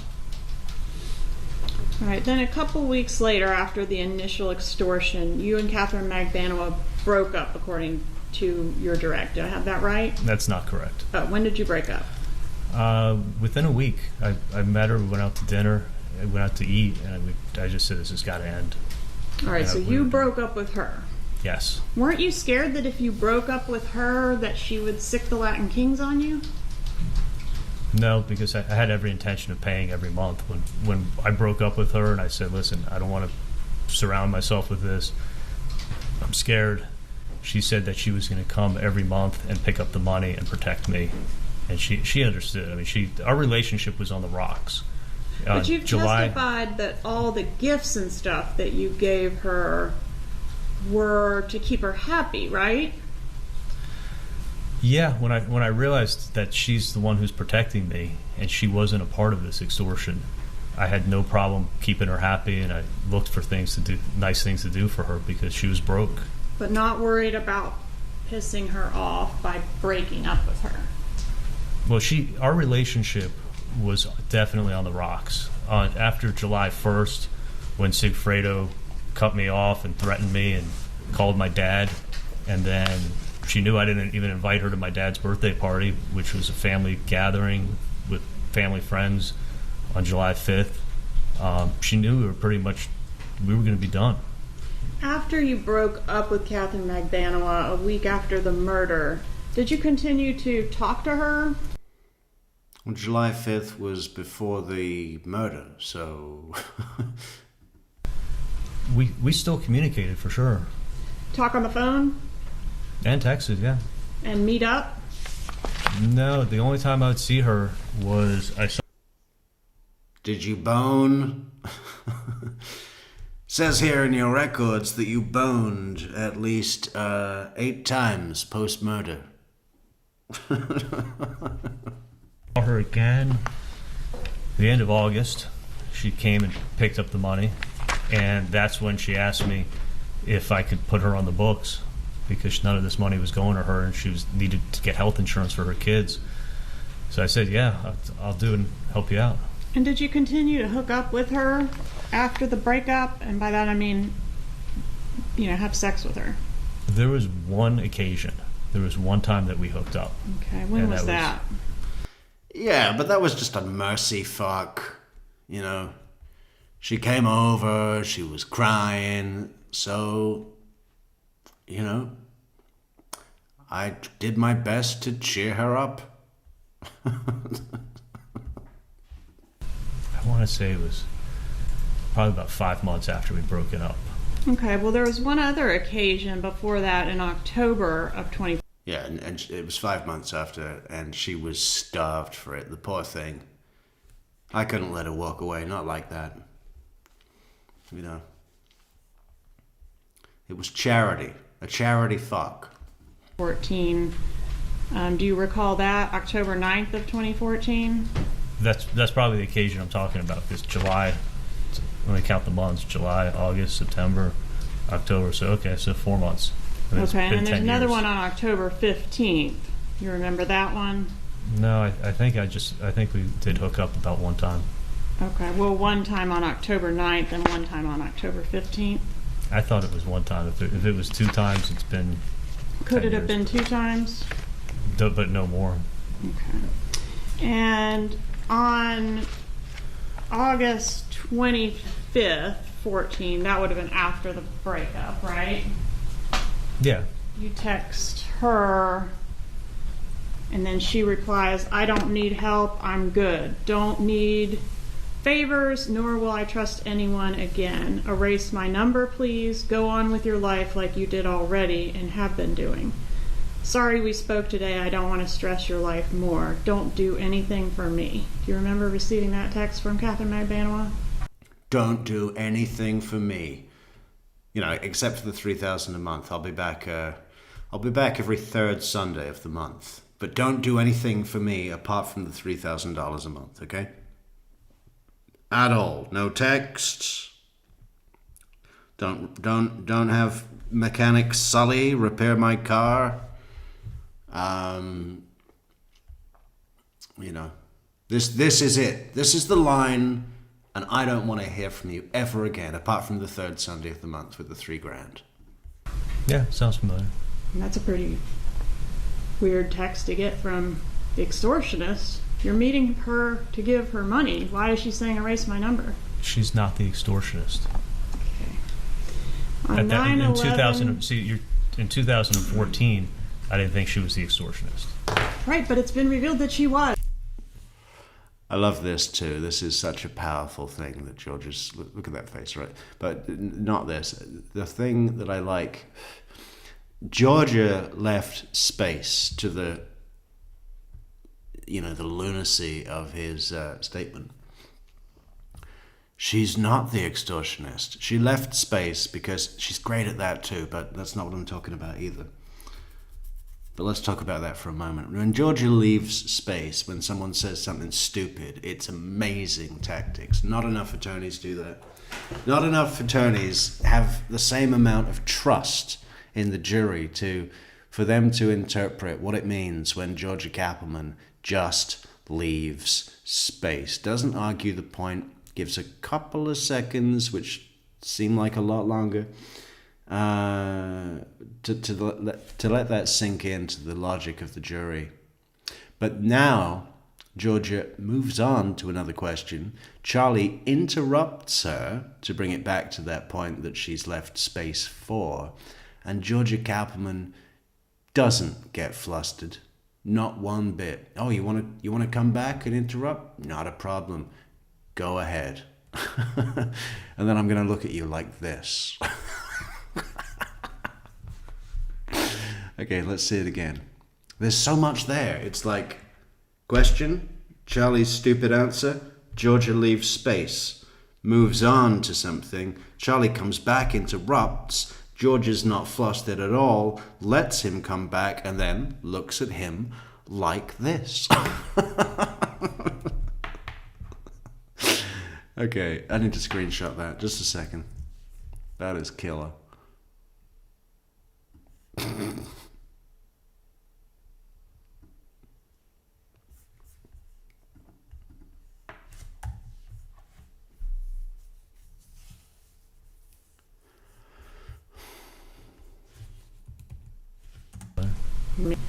Sorry we spoke today. I don't want to stress your life more. Don't do anything for me. Do you remember receiving that text from Catherine Magbanua? Yeah, sounds familiar. And that's a pretty weird text to get from the extortionist. You're meeting her to give her money. Why is she saying erase my number? She's not the extortionist. On 9/11, in 2014, I didn't think she was the extortionist. right, but it's been revealed that she was. In 2019, so you're taking what was known in 2019, and you're trying to say I knew what I knew in 19. I'm not trying to say you knew. I'm trying to say she knew. She knew she was the extortionist. Why is she telling you to erase her number and leave her alone? I don't know, but Talk Jury to me says, yes, I completely agree with you. Metrix interviews are my jam. Okay. Well, they're my peanut butter. So, you know, we should get those together and make an all-time classic sandwich, right? PBJ. Yeah, no, we got some good stuff coming. Tomorrow, I hope, will be our last video, hopefully for some time, on this case. Unless Wendy is arrested. Then it's all guns, baby. But, yeah, no, tomorrow will be our last video for some time. It will be a good one. It's going to be a good surprise. But, yeah, then we're moving on. We're going back to what we really do, okay? Which is not fucking current trials. I hate doing this. I have to because it's this case, but yeah, I'm not a big fan of doing it. I guess we're going to have a look at the Courtney Clenny stuff when that's happening in December, because that's been a long-awaited trial with a crazy drunk psycho, which is always fun to look at. But no, we're going back, and yeah, I got a long list. I got a long list of stuff to cover, and all of it is great. So everybody keep an eye on those notifications. Subscribe to the channel. Ring the bell, obviously. Support the channel on buymeacoffee.com/truecrimemetrics. PayPal, links in the description. Join us on social networks, membership platforms, links in the description. Because I broke up with her. Exactly. On 9/14 or 9/11 of 14, she sends you #bestie for life. Do you remember that? It sounds familiar. So did you all have some kind of reconciliation after the breakup? No, I was probably doing a favor and making her happy with something. On 10/6 of 2000. I was making her happy. the extortion never went up, and Katie was always broke. I thought she was protecting me. I was keeping her happy. 2014, Usually, extortion goes up. love you. It makes me feel good that you care about me. I'm lucky to have you as part of my life. Do you remember sending that to her? Yeah.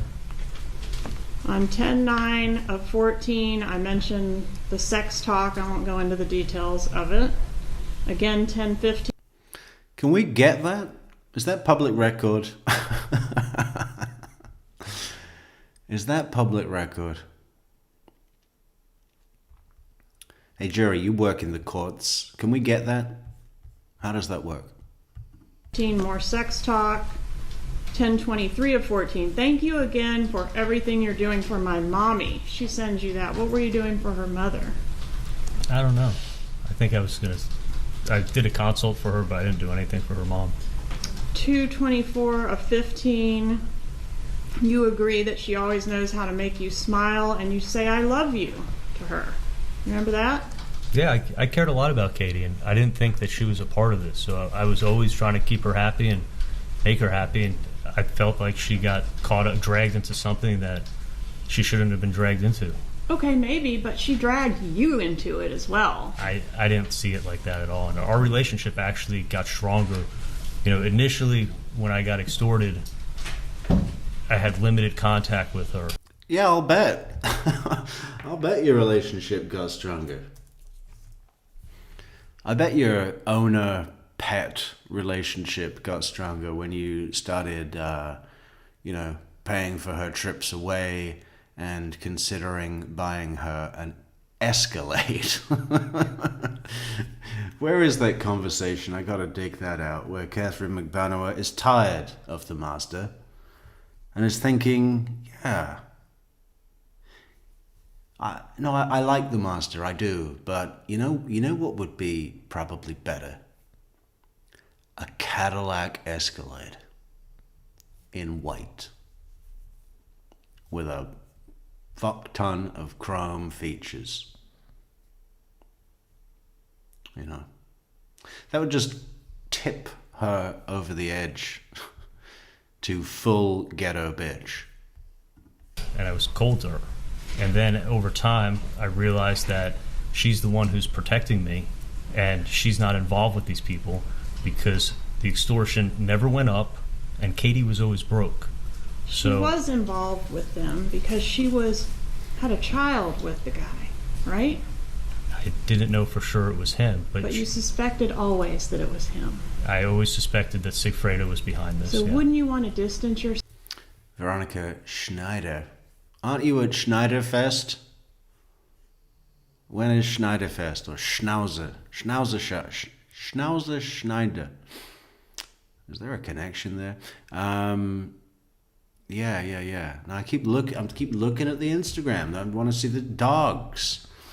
The Schnauzer Ball. The Schnauzer Disco. The banquet. It's a bit like that fucking multi-level marketing thing, isn't it? The business brunch, the business ball, banquet, and briefing.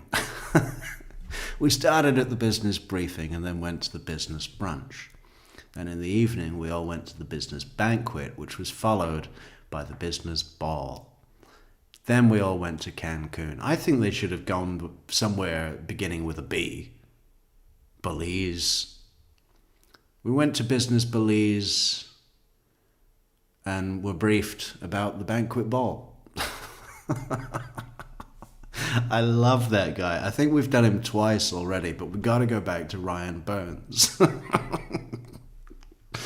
I might try and contact him and see if he wants to come on the show and tell us what he's doing now, because I bet it's not multi-level marketing.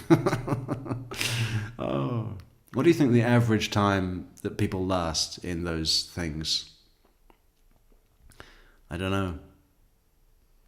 He did have a $10,000 month, though, didn't he? Quite early on. I mean, I think that was probably set up. You know, it was fake clients so that he can feel like he's going to make some money. Anyway, what's the channel about? Veronica Snyder says, going back to what? What is this channel really about then? Don't tell me this is actually a tutorials channel. Yeah. We try and identify unusual Lego bricks. You know, someone will send us a Lego brick and say, can you tell me what fucking model this was from? And I'll go to the Lego database and pull it up. This was from the Starship Enterprise, 1984. No. What is this channel really about?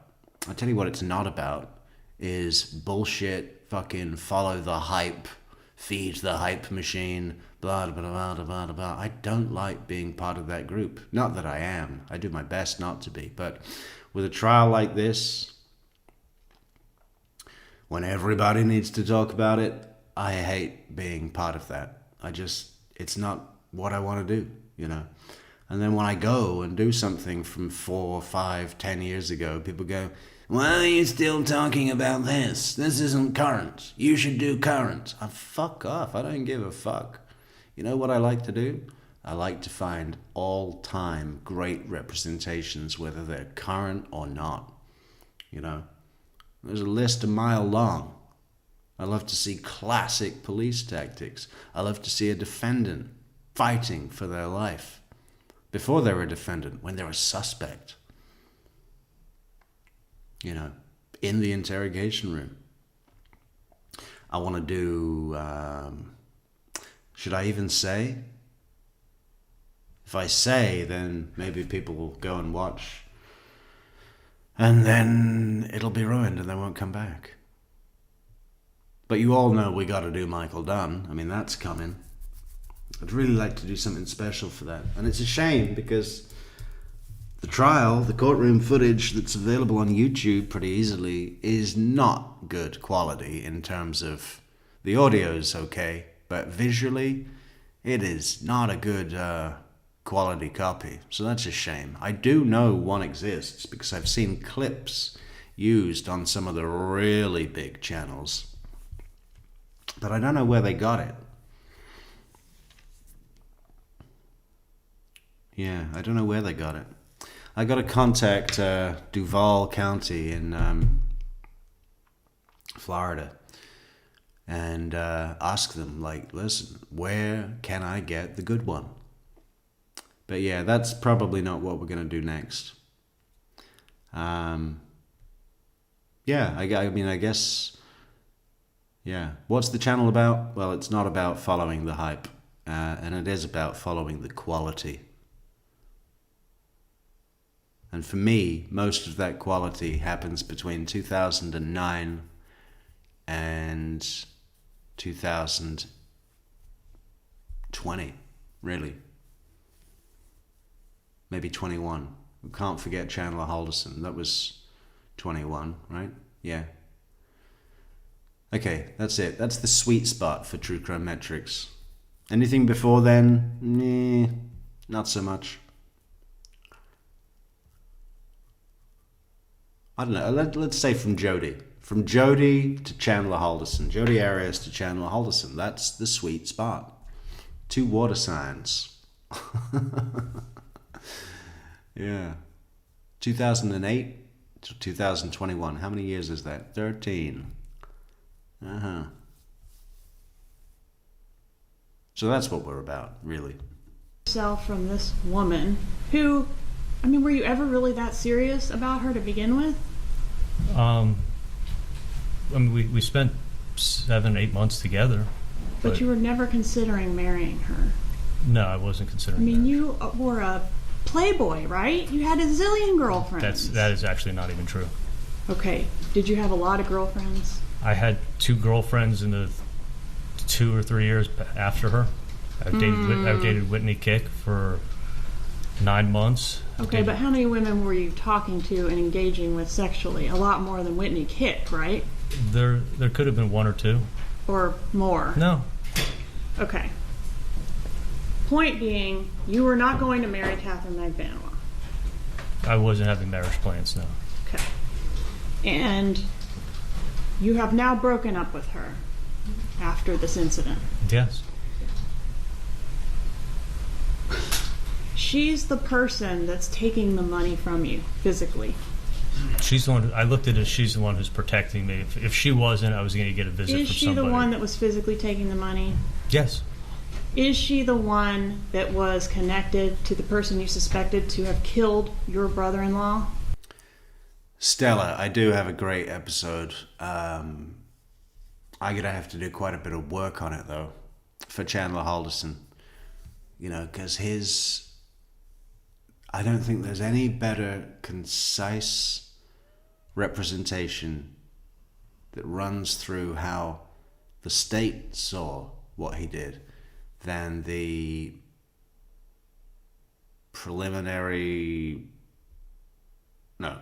probable cause affidavit.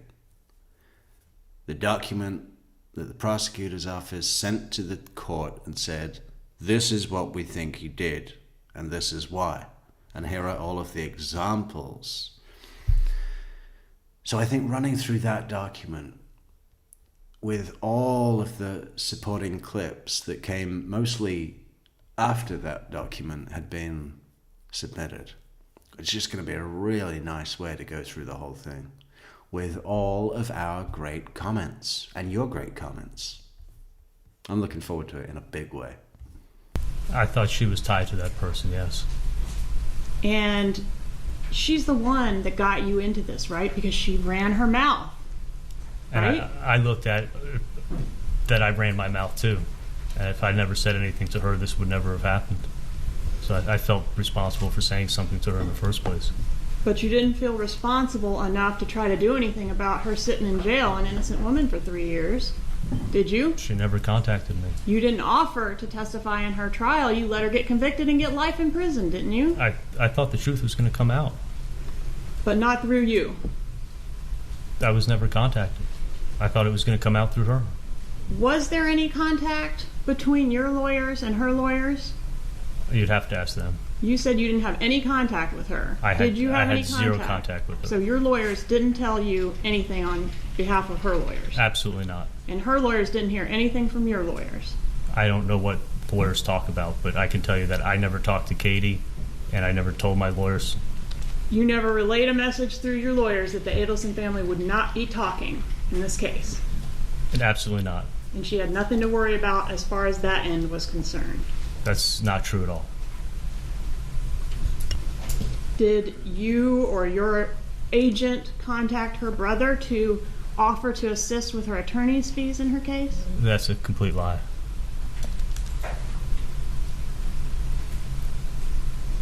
On 10/27 of 15, you say you can't wait to get lunch with her. She's the best, and you are lucky to have her as a friend for life. Did you say that? Yes. 10/27/15, you can't wait to get lunch with her. 10/30/15, you tell her you miss her. 12/9 of 15, again you tell her she's the best. Yeah, I said all those things. Do you agree that this picture does not look like a relationship between an extortionist and her victim? I agree, because Katie wasn't the extortionist. She was the extortionist. In 2014 and No. 2015, I didn't believe that. I know you didn't believe it, but we're looking back now, okay? You know, it's like if you're going to quote me, date me.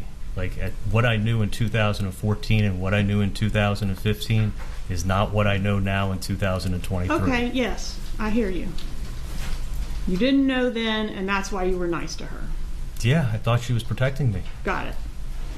And none of those factors that I pointed out weighed into that consideration. That she ran her mouth, that she brought the Latin Kings on you, she was taking the money from you. None of that counterbalanced it. You were still going to be friends with her and keep her happy. You're wrong. I didn't know about the Latin Kings in 2014 or 2015. All right. The love text, which is what I'm referring to all these texts, where you're still nice to this person after you break up with her. You're still doing favors for this person after you break up with her. I mean, that's like a major problem for your defense, isn't it? No, our relationship got stronger. I agree. Our relationship got stronger, but it was much different. Isn't that why she has to be an innocent conduit between you and the bad guys, because if those texts didn't exist, she would be the extortionist and the bad actor in this whole thing, right? I'm not following your theory. You have to explain away those texts, don't you, Doctor? No, I have to sit here and tell you the truth. And now you're finding it out.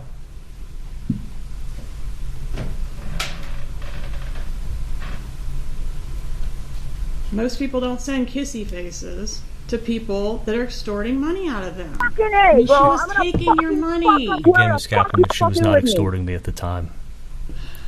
That's not how it's done, is it? I'm telling you how it was done.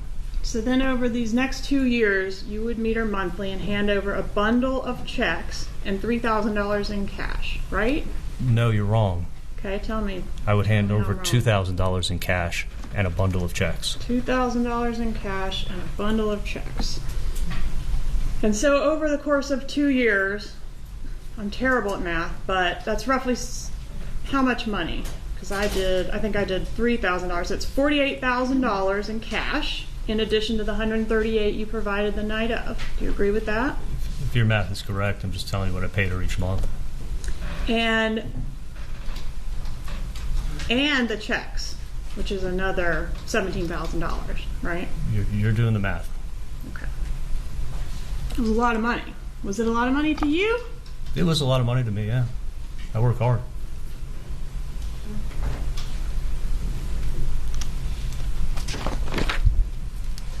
Did the extortionists, whoever they were, ever try to increase the payments or come for more money? The extortion never went up, and Katie was always broke.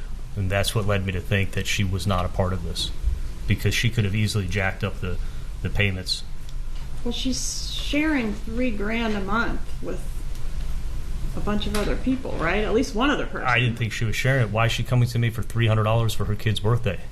Because she's broke. Because she wasn't getting any of the money. Half of $3,000 doesn't do much when you're living in Miami with 2 kids to feed, right? I didn't think she was sharing anything. Well, even if she was sharing it, that's your point. She must not have been taking the money because she was broke. And my point is, she could have been taking half the money and been broke. That's not how I saw it. That's not a lot of money. That's not how I saw it.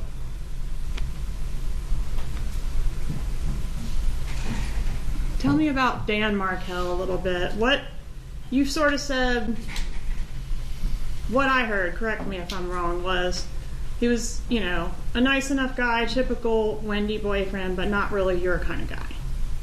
Yeah, I think it's an accurate description. All right. Do you agree that he was this brilliant legal mind? I think he was a little on the nerdy, nice guy. Just kind of like the average guy that my sister dated. Not the kind of guy you want to have a beer with, though. We never had a beer together. I mean, not that I wouldn't have had a beer if he wanted to have one. We just didn't have that much in common, but he was always nice to me. Do you appreciate the fact that his death was a terrible loss to his sons? It was horrible. Do you think they were better off without him? Absolutely not. Did you host a celebration dinner after his murder? That's a complete lie. On The Wire, would you agree that the Markel boys were in the background pretty much of every call you had with your mom? I mean, we hear them a lot, right? My sister was working, so my parents would help my sister out, yeah. Yeah, and it was summertime, so they were out of school, I would assume. I don't know if it was every call, but they definitely helped my sister out for sure. All right, and those calls captured Donna pushing them on the swings, that call that tortured all of us a couple times. Remember that one? Yeah, there was a call where she was pushing them on the swings. Taking them to tennis lessons. That was the same day. I mean, that was the same call that got broken up, and she called me back. But yes. Doing their bedtime routine. Helping my sister out for sure. Reading stories, brushing teeth, getting haircuts, going to piano, story time and bedtime, all of that kind of stuff. Yeah. All stuff that parents and grandparents do. You're right. All right. She even said to you on one of the calls regarding the bedtime routine that, quote, we have a whole routine going. Do you remember that? I have a whole routine with my son. I mean, I think it's normal with kids. You have a routine to put them to bed. Right. You gotta brush your teeth. Can't forget to brush your teeth. Yeah. A little dental humor couldn't hurt, right? What's that? All the things that your mom wouldn't have been able to do as readily if the kids were living in Tallahassee. Agree with that? I mean, when they come up to visit them, they'd be doing the same thing. Sure, when they came up to visit, but now they're doing it every day, right? Almost every day. Not every day, but when my sister needed them, she helped them out. And these are all things, these little routine things that Dan Markel will never be able to do with his sons. Do you agree with that? Absolutely. Does your mom have a favorite child? She says she doesn't have favorites, but I don't think she likes my older brother. Okay. But is Wendy the favorite? I'd like to think it's a tie between me and her. Does your mom worry more about Wendy than you? Let's I don't really get. Before this case. No, I don't. I mean, I don't. I think maybe in different parts of my life, she's probably more concerned about me. Different parts of my sister's life, she may be more concerned about her. Is it true that your mom has a tendency to worry herself sick if there's something going on with one of you kids? No, I mean she's a concerned mom, but I think she's a normal mom. Was she pretty worried about Wendy's marital problems? No. She wasn't. I think she'd get upset when my sister would tell her things that Danny was doing and going to work, and bad-mouthing her, but I think any parent would get upset.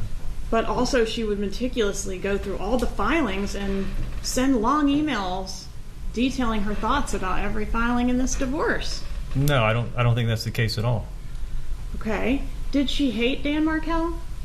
I think she liked him in the beginning, for sure. And I think when he was being a jerk to my sister, I don't think anyone particularly liked him when he was being a jerk. What about around the time that he was killed? Did your mother hate Dan Markel? No, I think it had kind of like tapered off. I think she only disliked him when he was being mean to my sister. Other than that, nobody had a problem with him. He was being mean to your sister during these divorce proceedings and subsequent litigation, right? I think it was on and off. I think it was sporadic. And when your mom's worried about Wendy, does she come to you for solutions or to talk things out? No, I don't think worried is the right word to describe it. Does she ever make Wendy's problems your problems? No. Like convincing you to get Wendy to pull the plug on the house on Halloween 2013? Didn't she convince you to sort of take up that cause? No, that was actually me. I thought I shared my thoughts on home ownership from my sister. That was all me. Didn't you say that if she had bought that house, that would have been the second worst decision of Wendy's life? I thought it was going to be a stupid decision to buy that house. And what was the first worst decision of Wendy's life? Oh, I thought looking at hindsight 2020, I think when she'd agreed when she married Dan. And did you convince her to take a particular job as well? Remember that call? Yeah, she got an offer from a law firm, and she was debating whether or not she should take it. She didn't know if it was exactly what she wanted to do, and I was like, "Hey, you don't know what you don't like doing until you've done it. Seems like a great opportunity. Like, why not do it? Learn the job skill. It's a skill you don't." And she's like, "Well, I don't have that skill." And I'm like, "Well, it's a good opportunity to learn it, and you may like it. And if you don't like it, then try something else." But I was trying to encourage her to take what sounded like a great opportunity. And Mom shared your thoughts, and I'm referring to Donna Adelson, shared your thoughts about this opportunity being a good one for Wendy, right? I probably heard about the job from my mom, but I definitely heard about it from my sister because I'm talking to my sister about it. Yeah, I mean, the job was not what she had any experience in, right? It was a whole nother field of law. Then that was my point. It was like, well, why not take it if they're offering it to you and you can learn something new? It sounds like a great opportunity. Do you and Donna know what's best for Wendy better than she knows herself? No, but not at all. Were you a spy when it came to Wendy? Did you get information from Wendy and relay it to Donna? At times, because I was dating Bree, and Bree worked for Dave, so I would hear stuff about Dave from Bree, so I kind of had an inside. I got inside information. In what capacity did Bree work for Dave? Dave was his. After she graduated from college, she was working as a nanny for Dave. All right. And how old was Bree during the time you were dating her? Was she significantly younger than you? She was 24, and I was 39.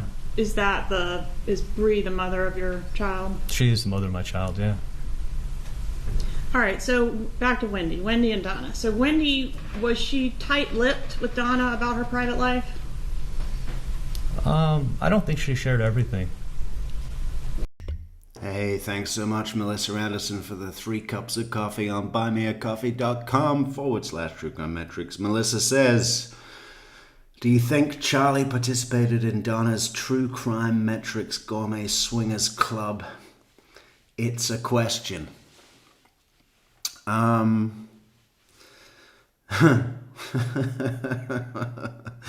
It is a question. It's also new ground on the sicko meter. What would he be? I think, he'd be like the ball-gagged gimp that they keep on a dog collar leash in a box until it's time to, quote, bring out the gimp. But she would tell things to you that she wouldn't tell to Donna. I can't say that for sure. Can you play clip 1, please? Publishing call EEE. I'm sorry, what number? EEE. 3 E's.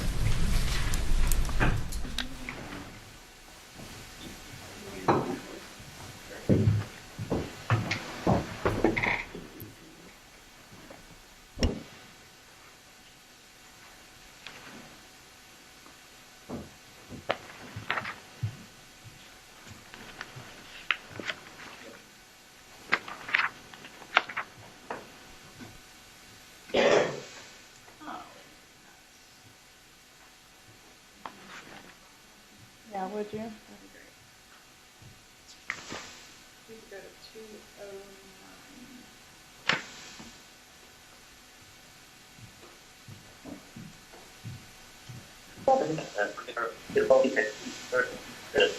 209. Where are you going? I'm this way, gonna just stop off at there and fast. Anyway, so I just put the date no. Oh, did you? So I just called an old fart and everybody she's a few months older than me. But so I asked him for his birthday. It turns out Wendy's making him a little party in Fleetwood. Oh, really? Yeah, Wendy goes like very tight-lipped. You're not kidding. So what she needs to do is, she's obviously tight-lipped for a reason. It's because she doesn't want you to know anything. Anything.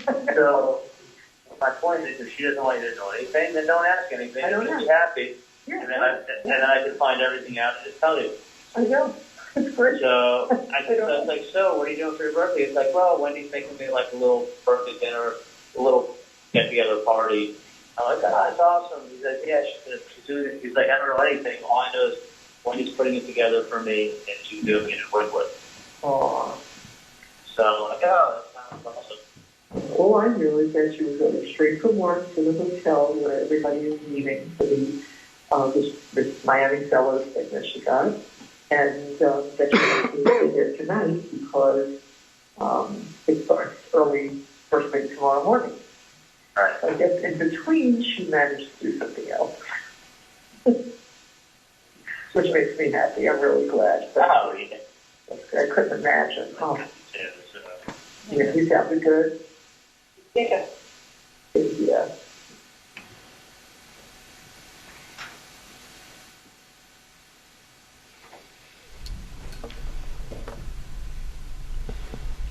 Do you remember yesterday saying you were telling a story about Katie coming in from having had some kind of altercation with Garcia, and she had reported that the necklace had been pulled off her neck. Do you remember that? Yes, I do. All right. And when you were relaying that story to the jury, you used a specific term describing what Garcia had done to her. Do you remember what that term was? It was only yesterday, but you'll have to refresh my memory how I described it. You said he roughed her up. That's accurate. And that put my... Look at Rashbaum's face. I do think this was a bit of an overreach by Georgia, actually. The whole connecting the... I mean, it's valid, 100%. We see this all the time with the Adelsons. They share vernacular to the point of, being co-conspirators in a murder trial. It's the vernacular. They have this collective tell, right? Which is, what is it? Not in a million years. There's not a single time any of them have ever used that when it's not a complete lie. That's the tell. That's their, what do the pros call it? They call it the overselling or embellish, the not filler. What is it? They've got a special word. That behavior panel are always going on about it. What is it now? You know what I'm saying. It's like overselling, right? Not in a million years did I ever pay for a murder. Antenna, because that roughed them up is the exact same phrase that Catherine Magbanua said in her proffer that you used on Halloween 2013 when you first approached her about, does she know anyone who can rough someone up? No, I think getting roughed up is an adjective, but what you're doing is the same thing you did with your TV theory.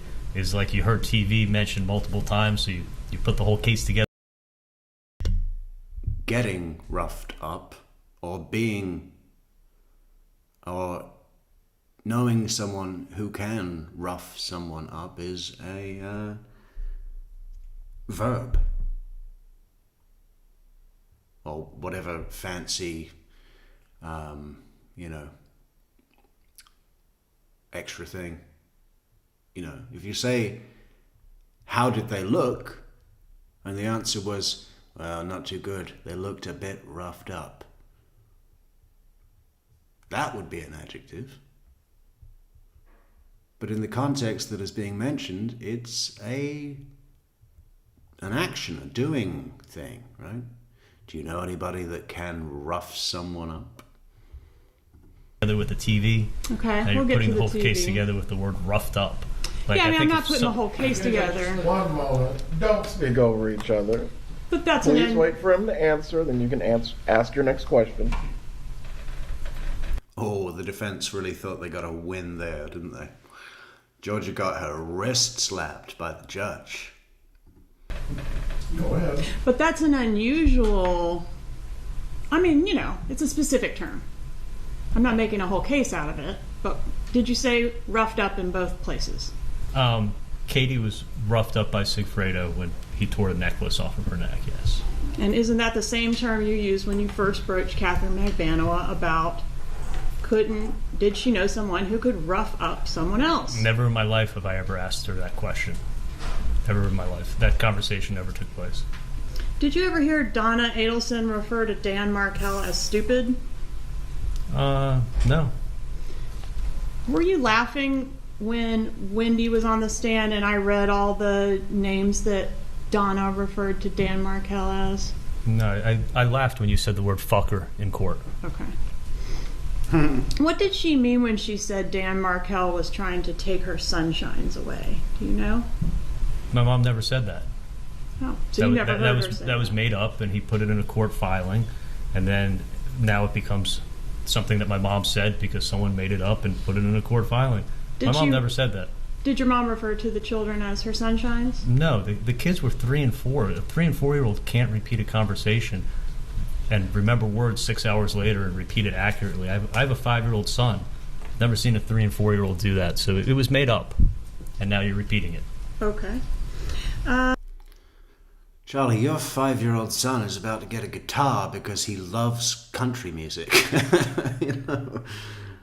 I think he can repeat a single word quote. Oh, hang on. Grandma says you're trying to take her sunshines away. 9 words.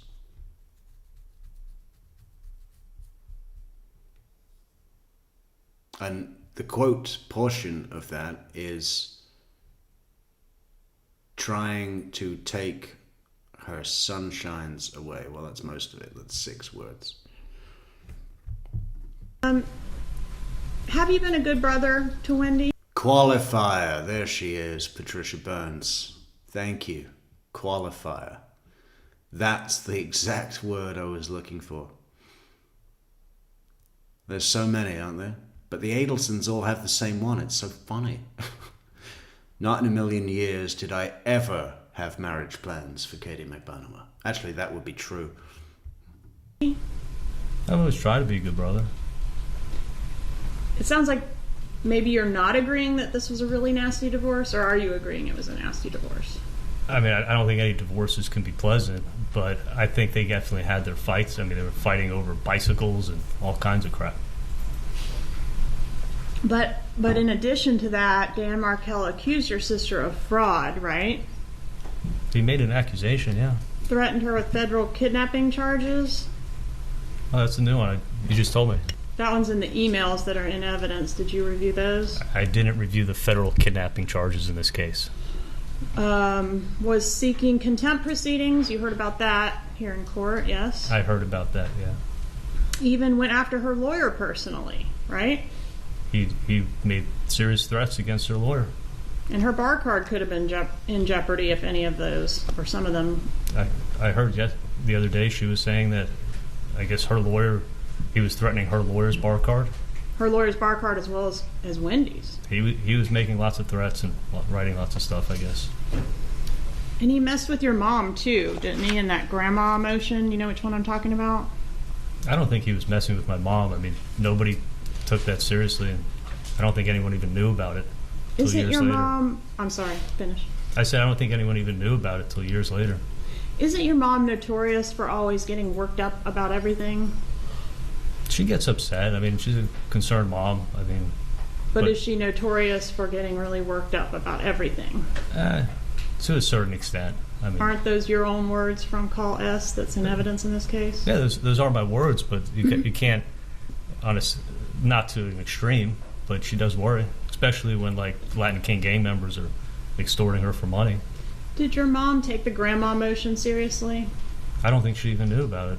She didn't talk to you about it? No, I didn't find out about it till years later. Wasn't this divorce a big deal in your family? It didn't affect my life, I can tell you that. So I don't think that's true. I think it was a big deal in my sister's life. Why did Wendy testify that she was getting along well with Dan Markel just prior to his death? Can we agree that's not true? I think there were ups and downs in how they got along. I mean, you got to ask her. She was on the stand. I mean, I wasn't living her life. Is it part of your defense to minimize how nasty and contentious this divorce was? No, my defense is to tell the truth.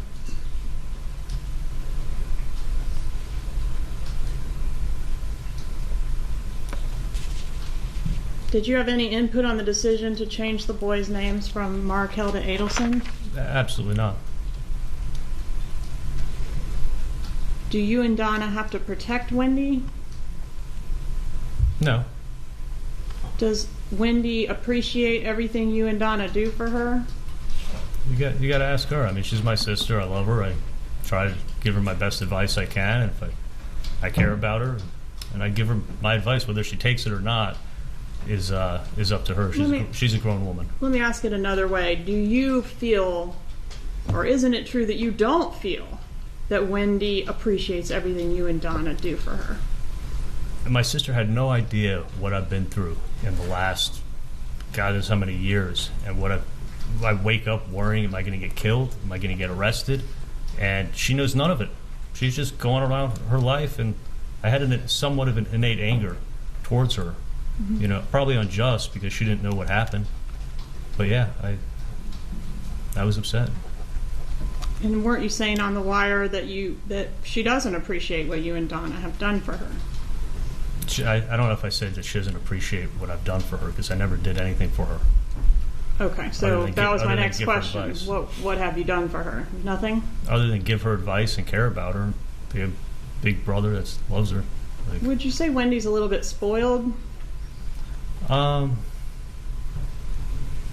In some regards, I mean, she gets a lot of help, for sure.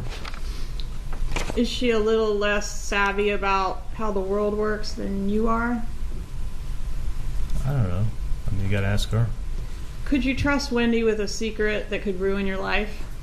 It's not a secret. It's something that would get me killed, so I didn't want to tell her. That would be a secret then. It's not a secret, it's just something I didn't want her to know.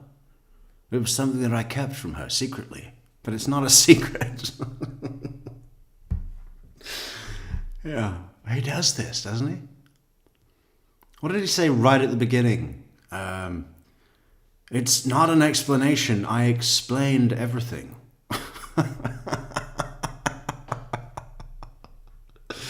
What is that? There's a word for that. Can we agree that she obviously knew something about this crime? She found out when she came to court. I never told her anything. I'm talking about the murder of Dan Markel. She knew something, right? I mean, it's not a coincidence she went to the crime scene, is it? You're talking about the route that she took that day? Oh, hey, I think we had another super chat. Who was that I didn't thank? Oh my gosh. I've been a bad celebrity.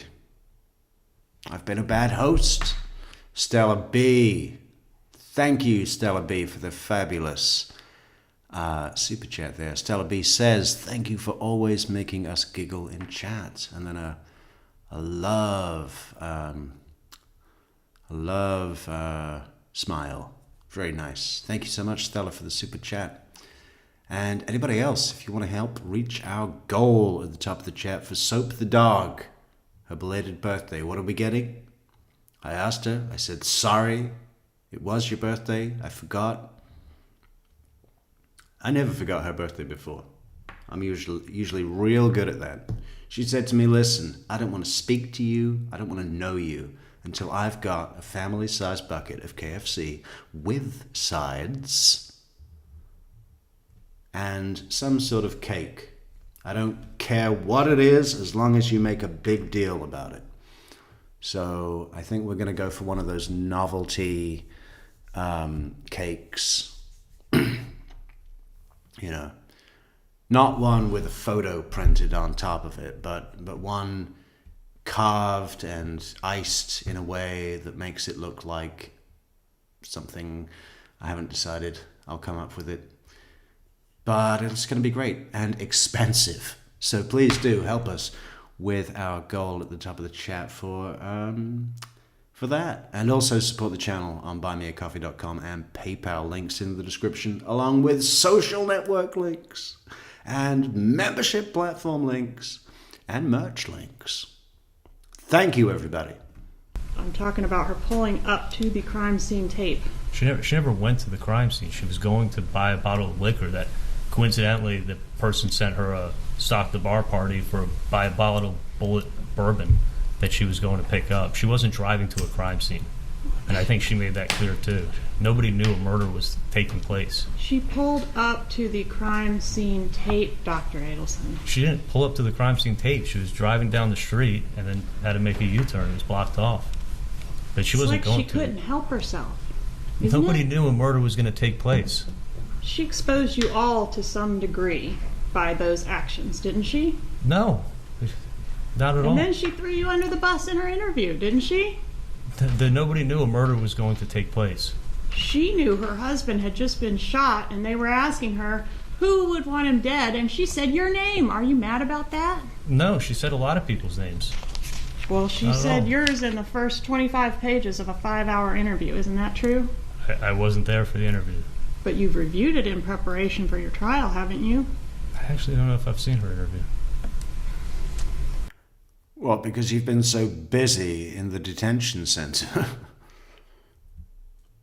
Since Charlie has been arrested, I've watched Wendy's interview 1,100 times, all the way through. How many times have we covered it on this channel? Since Charlie's conviction, you know, and I'd seen it a bunch of times before then. You know, How many times have we covered it on this channel? Should we do it again? Should we do it again? Maybe. Maybe, baby. Maybe we should. But I think it's worth doing something a little extra with it, you know? We've run through the whole thing probably 3, 4 times, maybe 4 times on this channel. But what if we did something different? What if I took the time to go through it piece by piece and added a little video clips that were to do with what she was saying throughout? You know, for example, when she mentions Charlie's name, we could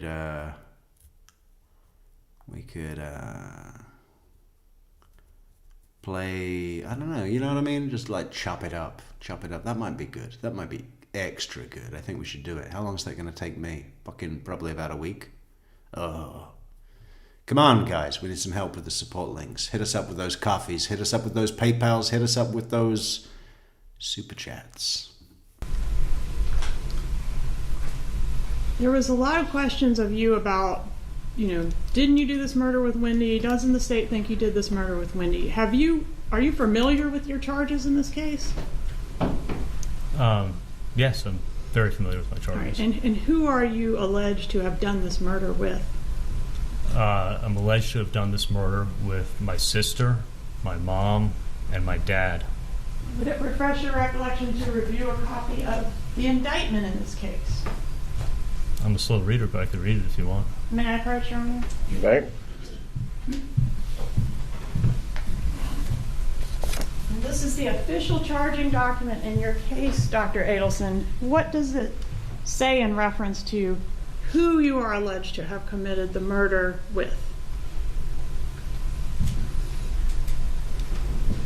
This is, what day is this? 2022.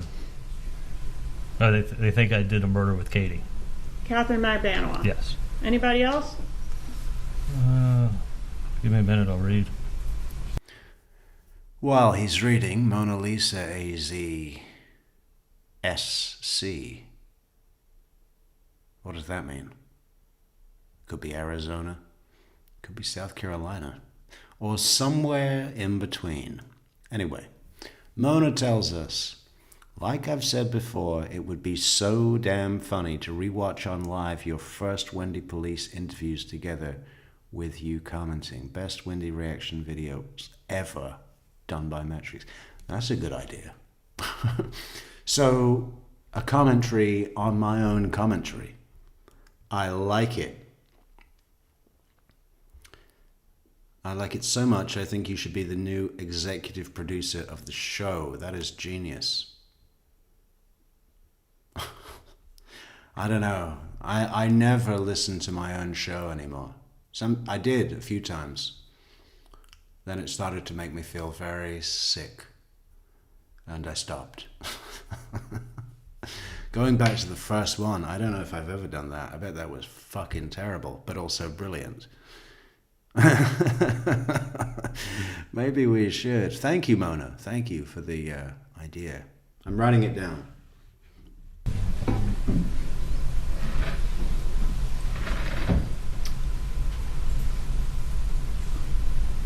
They got Luis Rivera in here. They got Sigfredo Garcia. As being alleged to have committed the murder with you? Did I read it too quick? Take your time.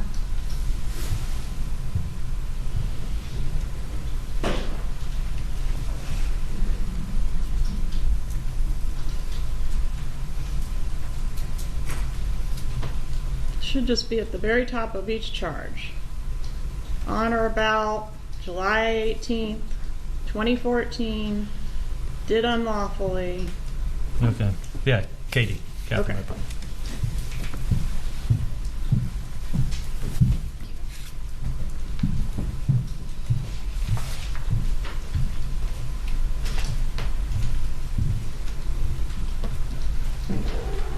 Are you mad that Wendy hasn't been charged and you have?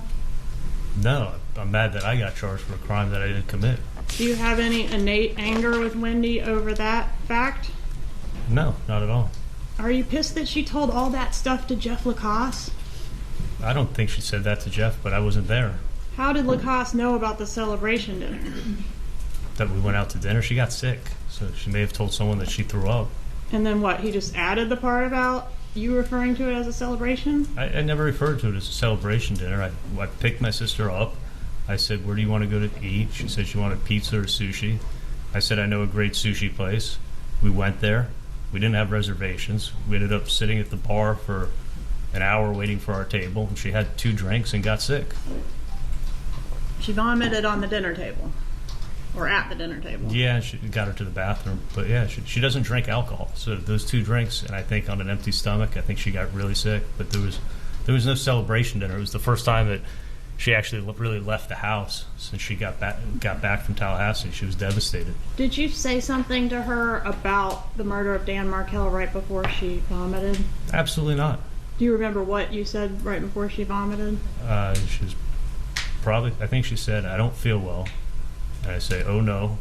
And then she threw up. Before that? No, I think Yeah, that's how those conversations always go. Sitting at dinner and someone says, I don't feel well. And then he goes, oh no. Oh no. I mean, it's just unbelievable. Is it still... Do I still need to put out my... what's it called? Uvia. Do I still need to put out my Uvia theory and what that was all about? You know, we were the first ones with that theory. But, you know, it's a theory that depends on preceding theories. And the preceding theories, amazingly to me, are still held by so many. Sorry, the incorrect version that people believe en masse, it's ridiculous to me. Oh man, finally Grish put out his video about Wendy and Sigfredo. And I've been waiting for him to do that for so long so I can go and hit it with a wrecking ball and tear it the fuck down. With all the love and respect and kindness in the world, because I do enjoy what he does. I haven't been able to watch it yet. I watched a bit and then I was like, I need to really get in the zone to listen to this bullshit theory and take it all in. Sorry, Grish. And I really genuinely do mean that with respect. I know it doesn't sound like it, but I do. Yeah, what? And I mean that one is really out there. But you know, the lesser one that's underneath that, you can probably tell what I'm talking about, is also ridiculous. And so many things in this case, I don't know if it's because people are new and they come in and they're just picking it up, but I don't think so. I think long-standing people hold true to the bullshit that might be logical when you're first looking, but the deeper you get, the more you see. And the more you see, the more you know. And what we know is the truth, right? Or at least the closest possible version. Uvia dinner, yeah, maybe. Let's think about it. Like I said, I want to do something else. I am so sick of Adelson. But you can't beat the numbers, right? I guess as we move into November, maybe the last week of November, we're going to have to go and do some foundation for Courtney Clenny's trial, which is happening on the 1st, December 1st. Yeah. Would have been great if it was Tara Kawasa representing her at trial, huh? I mean, not for her client, but for us. just to see that extension of whatever it is that she was doing. I said, "Oh no," and then she threw up. Before she announced that she was going to be ill, Right. do you remember what the conversation was? Just how's the food? How's your? I mean, we were probably about halfway through dinner. If you look at the time, Halfway through dinner, the conversation was, "How's the food?"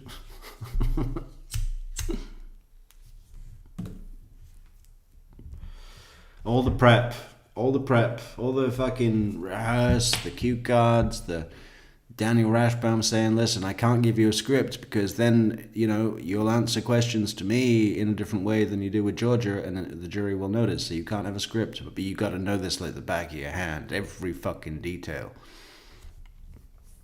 Like when Tim Roth is learning that story about a drug deal gone bad in Reservoir Dogs.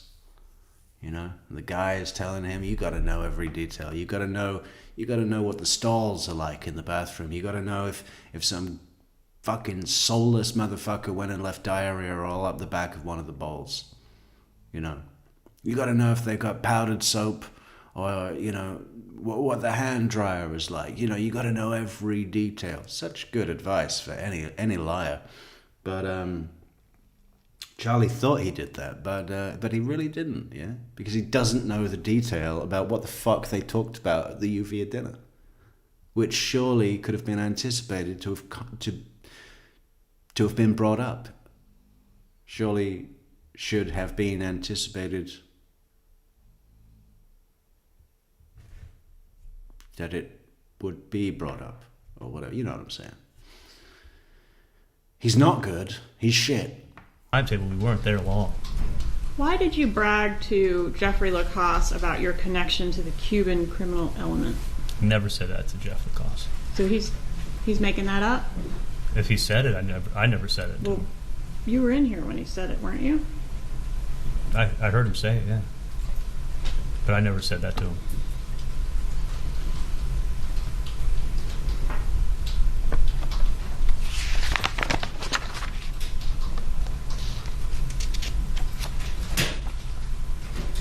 On one of these... Jury says, "That would totally suck to serve life for something that did not benefit you at all. Not saying it's okay if it does benefit you." Yeah, we know.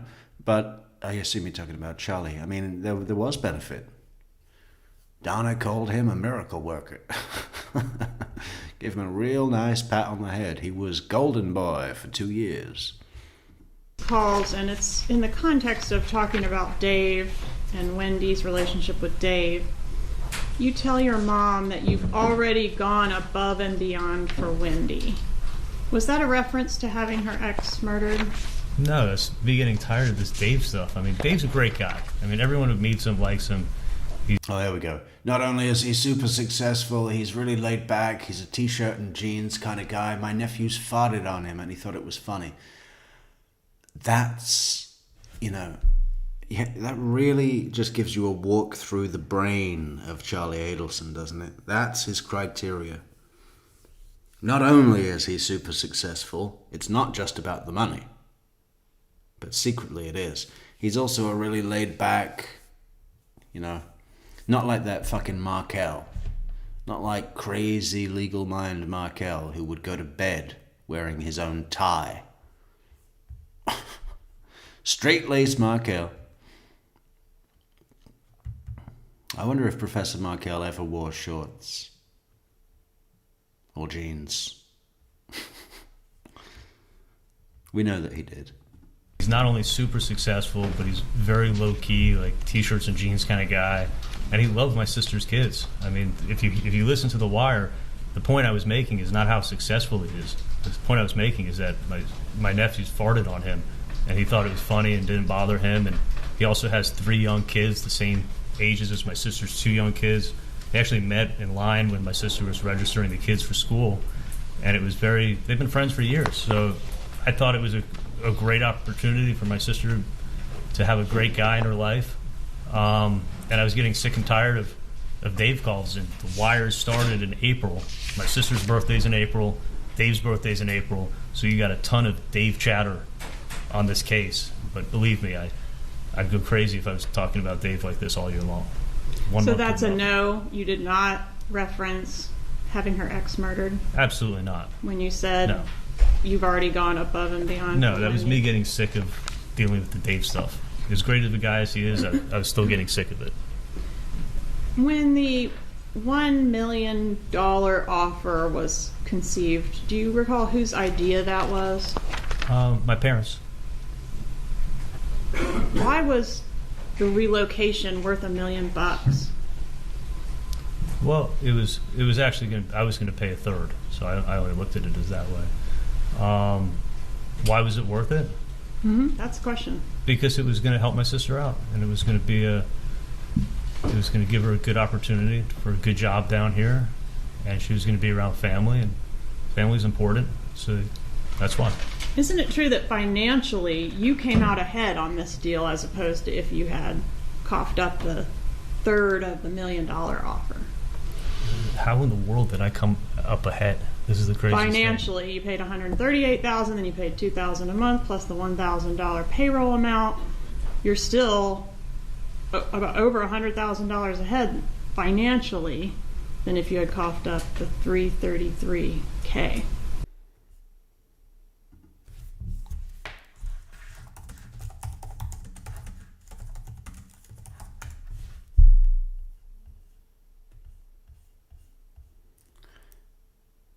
Hey, somebody, Debbie Gibby, let us know that the stream's back. Is it back? I think it should be back.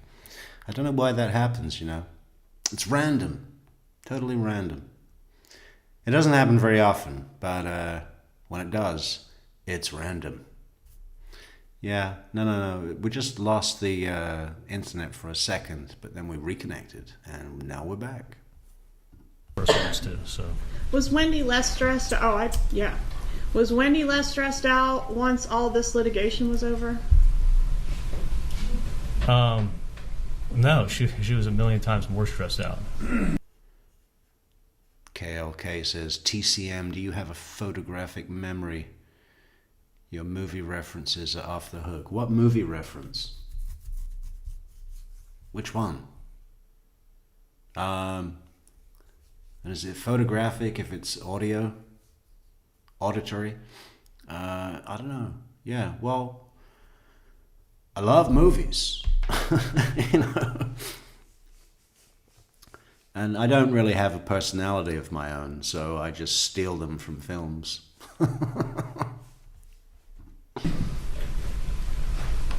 Was she better off financially? There may have been some, but not much. I don't think so. Was she able to stop paying her $800 an hour divorce lawyer? But I am curious, KLK, what was the movie reference? I kind of referenced Pulp Fiction with the GIMP thing. Oh, Reservoir Dogs? Yeah. Well, you got to pay attention to the classics, right? Lawyers? Yes. Did she get $2.7 million in benefits for her children plus $4,800 a month for the boys' benefit? No, as far as I know, that $4,800 a month. I mean, I know the dollar's not really worth anything anymore, and everyone's buying gold. But still, that's a goodly sum. That's a goodly sum. For what? For taking care of 2 rugrats? I mean, what are you feeding them? When I was 4 years old, I have no idea. I was lucky to get half a banana that had already started to go brown. That was good to me. money was in trust and it's controlled by Dan Markel's sister. So none of that money, you keep saying it like the money went to her. The money's in trust for the kids, and that money never went to her. Some of it went to her and some of it was in trust for the kids, right? I don't know the breakdown, but I know the 90-something% of what you're talking about is in trust, and it's in trust for the children. It's not for her benefit. Right. It's for the benefit of the boys, but it has to come through her because they're children, right? Well, when she gets disbursements, right? It has to go through the executor of the trust. And my sister's not the executor of the trust. No, sir. I'm not saying she is. When the executor of the trust disperses money for the benefit of the boys, it gets dispersed to Wendy, right? See, you know more than I know.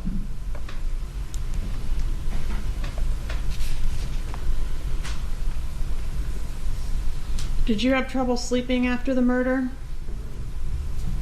After I was extorted, for sure. Did Katie text you on 12/19 of 15? Sorry, we have problems sleeping and shit. We do have a lot of weight on our shoulders. Did she text me that? Did she text you that? I mean, she may have, but it sounds about right. Do you want to look at the text? You know, maybe I could imagine myself saying we have problems sleeping and shit in talking, though probably not. But let's say that I could. I couldn't imagine myself actually writing it down in a text. We have problems sleeping and shit. No. Text? I can look at it, sure.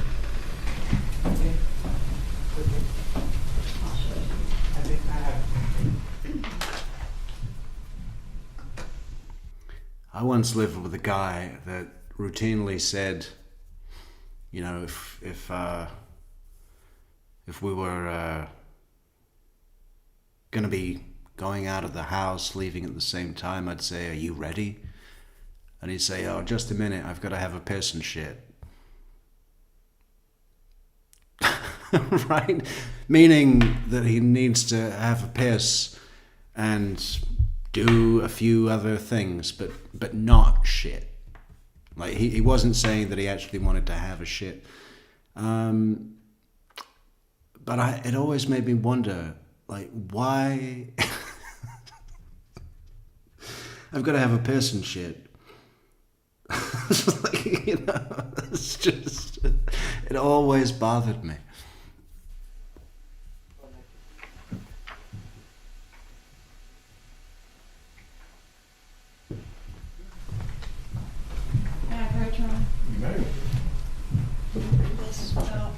Which one? Glasses. You can look around for context if you want, but I'm looking at page 2 of this exhibit, and it's got a little box around it. Thanks.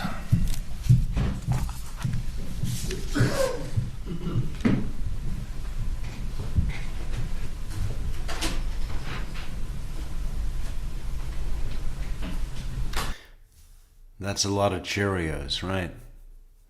I found that so fascinating when we finally got the photographs that were taken of Wendy's car on murder day, that she had repeatedly, over and over again in her interview, said to police, "Did you see all the Cheerios? Oh, it's so embarrassing. I was going to get my car cleaned, but I'm glad I didn't, because then it would look like I was cleaning up a murder." You know? But then we got the photos, and there wasn't a single Cheerio in sight. We had multiple angles of the back seat where the boys' boosters were. You know, we had side angles, we had low angles, we had overall angles. Not a single Cheerio in sight. There was one thing on the floor that was consistent with being half a Cheerio. You know, it was like a semicircle. Well, you know, more like an arch, like a rainbow. It was like a rainbow Cheerio on the floor, you know, the shape. Half a Cheerio. That was the only thing that was consistent at all with Cheerios in the car, despite her repeatedly forcing it down the throats of the detectives that were looking in her car. Strange, right? Because I always had this image of Wendy Adelson putting the Cheerios there herself to make it look like an average mother when, I could imagine her being the kind of mother that says, no eating in the car. No drinking in the car. Which maybe not, actually, because we know from the photographs of her house that she's a fucking pig. Filthy fucking house. In photographs that are made for sale, to sell. You can't even clean the kitchen floor when you're selling the property. What is it like when you're just living there? Disgusting. Pig.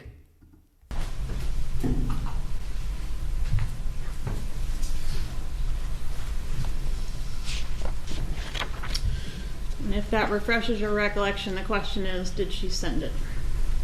Yeah.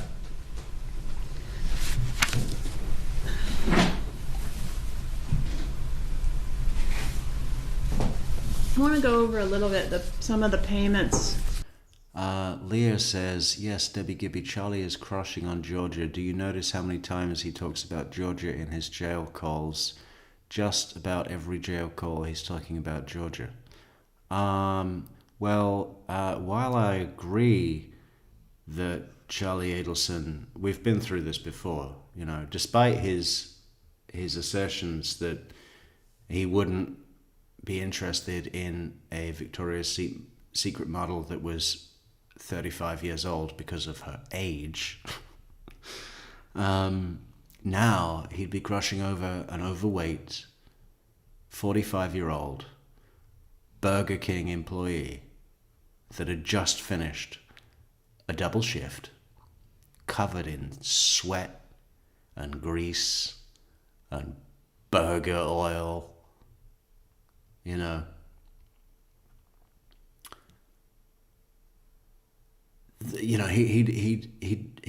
That would be jaw-dropping to him. He'd be humping their leg on a dirty bus.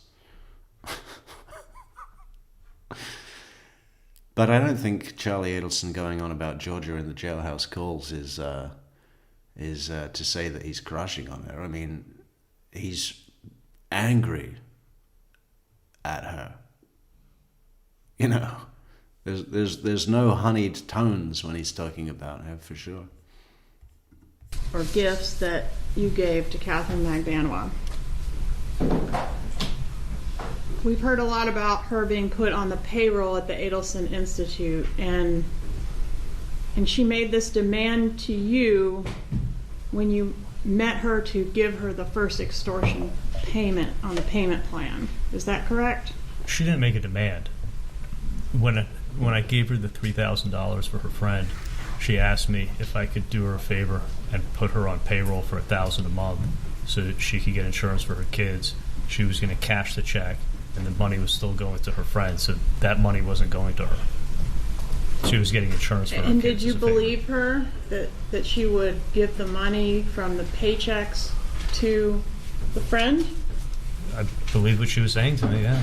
Isn't it true that Catherine Magbanua actually asked you to place her on the payroll back in June, prior to this extortion effort? I don't know if I put her on payroll. She asked me if I could put her as something when I was dating her, put her as something on the office so she could get insurance. But I never did. And that was in June.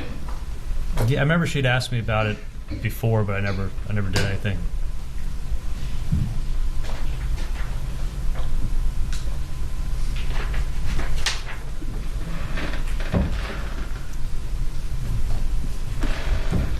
In June 24th of 2014, she says, "Baby, I'm going to need help on the employment info. I have to send to DCF for my kids' insurance. Also, if I have to end up moving later on, I need to show I'm working for you, or else I won't be able to get an apartment." To which you respond, "No problem." Remember that? Yeah, but I wasn't thinking she was asking about payroll. I think she was asking just to say that she worked there, so we'd sign a letter saying that she was employed. But that doesn't say anything about writing checks to her. And that request was made in between the two trips that the killers made. That correct? request, well, she asked me if I could do that for her while I was dating her, and I never even did it. And did she ask if you could do that in between the 2 trips that the killers made? I didn't know when they went up, but I found out later that they went up in June.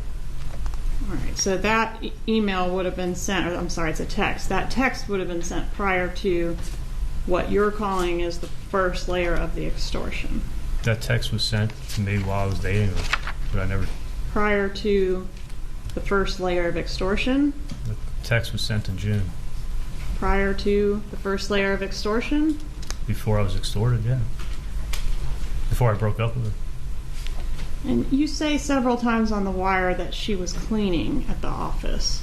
Was she really cleaning? No, she never worked for us. She was doing some type of cleanup for you, wasn't she? No.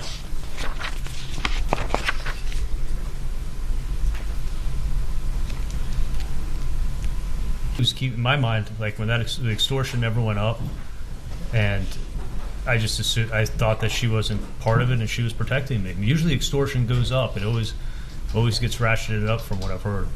What's the fear of not keeping her happy is what I'm trying to understand. Well, I could get killed, or the people who were extorting me could come rob me. And I didn't get killed. I didn't get robbed. The extortion never went up. I thought she was really protecting me. If that's the case, why not just, I mean, you're complying with everything they've asked you to do, right? I'm doing everything that was asked to do, and yeah. So why reach out and say, hey, can I get you a trip to Key West to go with that extortion money? I never said, can I get you a trip to Key West? You didn't say you were trying to get them the owner's cottage. Maybe it's not in Key West. Trying to get them the owner's cottage because it's the nicest, $380 a night. The postcard inn. Do you recall all those conversations? Oh yeah, for sure. And she'd actually asked me weeks before the bump, because I had this connection at a place called the Moorings that I could get like a really great price at a really affordable price for how nice the... You're going to Key West, you've got to stay at the Moorings. Let me talk to the owner, see if I can get you his cottage. He'll give you a great deal because he knows me. He fucking loves this shit, doesn't he? You know? You know those people that do you favors, not because they're nice, that they want you to be in awe of them?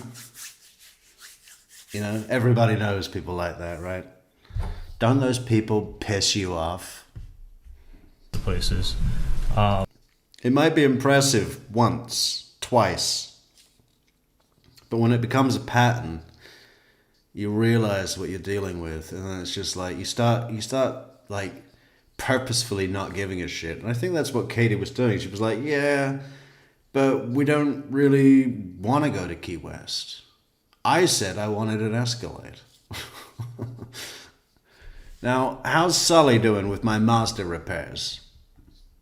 And I said I was going to make some calls and help her out and get it. And then I ended up giving her $300 for the, when she picked up that bag at my house, I put $300 in it and I got her a hotel room. Is that a yes? You remember that conversation? Yeah, I do. And she didn't want the trip. In the text messages, she's saying, like, no thanks. And you're kind of forcing it down her throat. Do you agree with that? Yeah, because actually, it's funny, at that time, in The Wire, I was trying to see if Katie and him were together or they weren't together. So that's why I kept asking, how are things? Are you guys okay? See you later, Debbie Gibby. Because if they were fighting, it was making me think more and more that the reason she was avoiding me was because she found out that he was the one who was doing the second extortion again. So I was trying to figure out if it was him and if she was lying to me. In this case, she says, I don't want to do anything. And you say, you know what? F that. You're going there. You're going to have a good time. For sure. I was trying to do nice things for her. And then did you pay for a trip or offer to pay for a trip to Santo Domingo for Catherine Magbanua and Sigfredo Garcia to visit his parents? I didn't know who she was going with, but I paid for, you're talking about airline tickets? Yes. Oh, hey, I missed some super chats as well. Beach Bum, thank you so much. Gen C, twice. Thank you so much, Gen C. I think that's everybody. Great job, team. Great job, Metrix team. So close to our goal as well. So close. What about those coffees? Let's get those coffees rolling in. It is 6 a.m. Maybe I should actually have a real coffee right now. Or is it too late? I haven't been drinking that much coffee lately, so if I have one now, I'll never get to sleep. I think we've got, I don't know, should we, how long are we in? We're 3 hours in. Should we continue or should we come back to this later? I think we've got about 40 minutes left. She called me up. She had an emergency. Something happened. She booked tickets for the wrong date. I had no idea who in the family she was going with. And she had no money. And I remember I was in Chicago. I was at a friend's wedding, and I took out my credit. Chicago? Chicago? He's got to say it like Chicago when he says the word Chicago. I was in Chicago. Card, and I gave her the credit card number and let her book tickets. I thought she was going with her kids. So is that a yes? You paid for Oh, yeah, the no, trip to I remember Santo that well. Domingo. So For go sure. quicker if we could just I'm sorry. answer the question. What's the objection? Argumentative. Overruled. Did you offer to buy Catherine Magbanua and her mom a cruise? Yes, Katie had mentioned to me that she always wanted to be able to take her mom on a cruise. So I offered, but she never took me up on it. Did you call in prescriptions for Catherine Magbanua? She was a patient of record of my office. Did you pay for a meal service for Catherine Magbanua? Yeah, I did. Did you pay for car repairs for her? Yeah, all breast augmentation. Not at all. So when she's saying at the same time she's the day of the breast augmentation, can I just put it on the credit card? Is she referring? Can I just put it on your credit card? Is she referring to something else, some other expense? I have no idea what she's referring to, but I did not pay for her boo job. What about this birthday gift for Sigfredo Garcia? What was the bonsai tree in the bag? What was that all about? Oh, she had asked me, and it's on a wire. It's on 420, where she says, "Can you get me some bud from Bud?" My next door neighbor's Bud, and she asked me if I could get some marijuana from my next door neighbor for her. So, did that need to be said? This little coincidence with the drugs. I mean, it was on 420. Can you believe it? International Weed Day.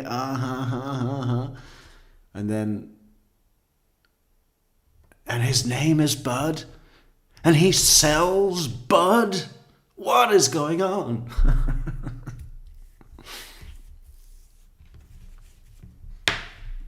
that's what.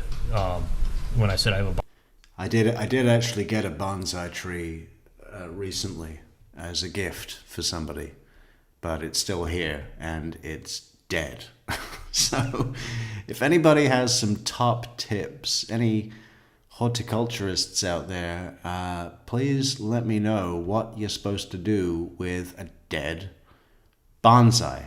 To clarify, there are no green leaves. My first thought was to put a load of water on it because I think it might have dried out. But then I read that that's the worst thing that you can do. Because there's no leaves to help evaporate the water. So if anyone has experience that can tell me direct, what the fuck am I supposed to do? Bonsai tree for you. She asked me, and I got her a little bit of marijuana from my next door neighbor for her. And you said, I don't know what a married man with kids would want for his birthday, but you did your best.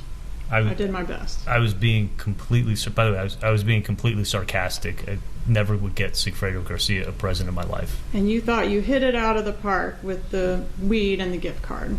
Did you say that? Well, give me a little more context. The context is you don't know what a married man with kids would want for his birthday, but you did your best, and you think you hit it out of the park. No, I was being completely sarcastic because she had asked me for that marijuana 2 weeks earlier, and I gave it to her, and then I was joking around when I gave it to her I didn't want him to think that I was hooking up with her. So I started to joke around about it, and then I was like, maybe you can just tell him it was for me, because I didn't want him to think that I'm hooking up with Katie, and that's why I gave it to her. Can we agree in general that it's important to maintain positive feelings between co-conspirators? If you're a co-conspirator with someone in a crime, you want to keep positive relationship with that person. Will you agree with that? I'm not a co-conspirator with her. Okay, I'm saying in general. Can you agree in general that co-conspirators in a crime want to stay friendly with each other? I'm not a co-conspirator with her. All right, can't agree to that. If a co-conspirator develops a motive to harm another one, that could be bad, right? If a co-conspirator... Say it again. Say, a husband and wife do a murder together. And then 10 years later, they've gotten away with it, but 10 years later, they fall out. That could be a problem. Somebody might start talking, right? I was never part of a murder. Were these gifts, these things that you provided to Catherine Magbanua and her mother and Sigfredo Garcia payment for the murder? Okay, I never got Sigfredo a gift in my life. The guy absolutely hates me. He wants to kill me. He stalked me. He extorted me. Like, that was being completely sarcastic, and sometimes I make some bad jokes, but that's, even when I wrote he wanted to take me deep sea fishing, I knew he wanted to kill me. Like, you have that text too. I didn't think we were going deep sea fishing. On April 6th of 2015, did you receive a text from Catherine Magbanua that reads, "Next time, don't be such a dick to someone who has done something for you"? Yeah, she's protecting me, and she's mad at me over something. Are these gifts what it took to secure her silence for so long? No, absolutely not. I was never trying to get her silence. I was hoping she'd tell the truth. Was your dad's birthday in between the two trips that the killers took? Yeah, my dad's birthday is July 5th. And what birthday was that for him? It was his 70th birthday party. All right, so there's been a lot of talk about the texting between you and your mom about the birthday. And she texts you on March 4th of 2014 and says she can't talk now, but she'll call when she goes to the bathroom in Gainesville and has privacy. She tells you to erase that text after you read it. Why did she have you erase that text? Okay, if you look at the records, I never erased the text. But why did she ask you? If you know, you may not know. Maybe she's afraid my dad's looking at her phone and would find out about the president. It made no sense to me. That's why I was like, I didn't erase anything. How is you erasing the text going to prevent your dad from seeing it on your mom's phone? Well, if my dad looked at my mom's phone, then he'd see the text and maybe know what she's planning for his birthday. You weren't with Dad, she was with Dad, just to clarify. Yeah, she was with my dad. And the text that she asked you to erase, that particular text didn't say anything about a birthday or paella. Can we agree on that? No, not, but I knew what it was about. All right. 20 minutes later, she texts again and asks something about Dad's birthday. Do you remember that? Yeah, I know we were trying to plan a surprise cruise. That was the original idea. Okay, and the paella is mentioned elsewhere, not in this particular thread that we're talking about now. Yeah, we was paella the big birthday gift? Yeah, I paid for the catering for the whole party. Okay.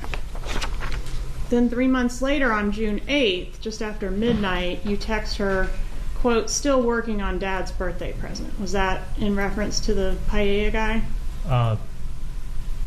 Possibly what I was also getting was a present. I mean, it's been 10 years, so I don't know exactly what I got him 10 years ago on his birthday.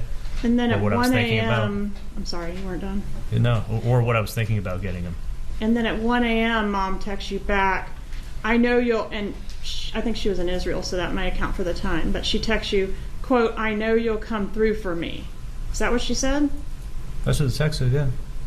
Can we agree the timing of these texts is consistent with being sent the day after the killers got home from their failed June murder trip? No, it's consistent with a few weeks before my dad's birthday and trying to figure out what we're going to get him.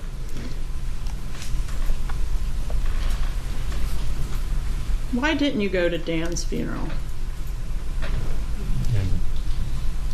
In Canada? I think there were some in Tallahassee and in Canada as well. I know there was but did you go to either? There was a memorial service here. Did you go to that? No, I didn't attend. I knew what had happened to him, and there's no way I could have shown up. I would have been too upset. Mr. Dubin, your lawyer that was here, seems like a long time ago at jury selection, said, you know, people have different ways of grieving and that sort of thing. Were you grieving for the death of Dan Markel? I felt horrible about what happened, and I knew what happened. When did you? I wasn't close to him, but either way, I mean, I felt horrible about what happened. When did you find out exactly how he was killed? Meaning, like, shot twice in the head. I found out. It would have been the next morning is how I found out he got shot in the head. Do you agree that this was a first-degree murder? Do I agree? Planned, premeditated? The people who killed him planned on killing him, yeah. Do you think everyone involved should be convicted? I think everyone involved should be convicted. Even the person that hired the hit? I think anybody who played a role in it, but I wasn't a part of it. Do you regret that Dan Markel suffered for 14 hours before he died? I feel horrible. He was supposed to die quickly, instantly, right? Are you asking me? I am. No, he wasn't supposed to die at all. This was horrible what happened. Did it surprise you that the cops were able to identify the Prius? Did it surprise me? Yes. I'm not a cop. I don't know how cops investigate. Did it surprise you to learn that it's not a requirement of law to put the person at the scene of the crime to be guilty of a crime? Listen, I'm not a police detective. Was the police work in this case thorough? I'm sure the police did the best they could. Did you think that you had done everything properly such that you could never be detected or caught for this? I wasn't part of this murder at all. You have it wrong. Catherine Magbanua said that you think you're untouchable. Is that true, Doctor? That's not true at all. Did your parents drop off money? So what did you get him for his birthday? What, Charlie? Just in case Harvey gets a hold of Charlie's phone. No, I mean, what he says is, I paid for the caterer. Which is such a rich person thing to get, isn't it? What do you get for the man that has everything? You pay for the caterer. You know what he doesn't have? Paella. For that day. At his house. Served by an executive chef that doesn't speak a word of English. Yeah. We hired this chef to come and do the catering for my dad's 70th birthday, but the problem was that everyone kept going up to him and saying, "Can I have another bowl of paella?" And he said, "¿Qué? El muchos pesos." Money to you on the night of the murder. I never saw my parents there. You could look at our cell phones and you'll find that out, that we never saw each other. I did look at the cell phones, and what is on there is your mom texts you, quote, outside your house. And No, I mean, look at the tower information. I think you testified that meant she was just passing by on the roadway. She was approaching the area, yeah, to see if I was home. All right, and do you know what your response was to her text? Yeah, like 20 or 30 minutes later, I said 10 minutes. I'm 10 minutes out, is what you said. I think I said 10 minutes, but yeah, I'm not home. Doesn't that indicate you're going to meet them at your house in 10 minutes? No, I told her to let me know when you're going to be in the area. Was the money that Catherine Magbanua got damp? I never gave her any money that was damp. And the money I gave her came out of my safe. Was it damp? No, I took it out of my safe. I put it on the dresser. She put it in her purse. Why did Garcia and Rivera, or whoever did it, I guess I should say, why did whoever did it need to kill someone to extort you? You gotta ask them. Well, why couldn't they just come put a gun to your head and say, "Give me all the money in your safe"? Thank God they didn't. Thank God they didn't? Thank God they didn't. I would have gotten killed. If Garcia hated you, why would he drive to Tallahassee twice to kill someone you hated? It sounds like he was part of the extortion, or Katie put him up to it. Doesn't blackmail or extortion usually involve the extortionist having some kind of dirt on the victim? I know how this was done to me. I know what I'm just telling you what happened to me. I'm not an expert in it. If they had come in and threatened to kill you, would you have given them the money in your safe? If someone came and put a gun to my head, and yeah, I would have opened up my safe and I would have given them the money. I still don't get how killing Dan Markel advances the ball for them to extort money out of you. Do you? Yeah, I have a theory. They could extort me for life, and I don't think they knew exactly how much I had in the safe. She knew I had a lot of money in the safe. But this way I could get extorted for life, and that's what happened. And I was stuck paying $3,000. After Garcia was arrested, did you? Did not report this after Garcia's arrest? No, not at all.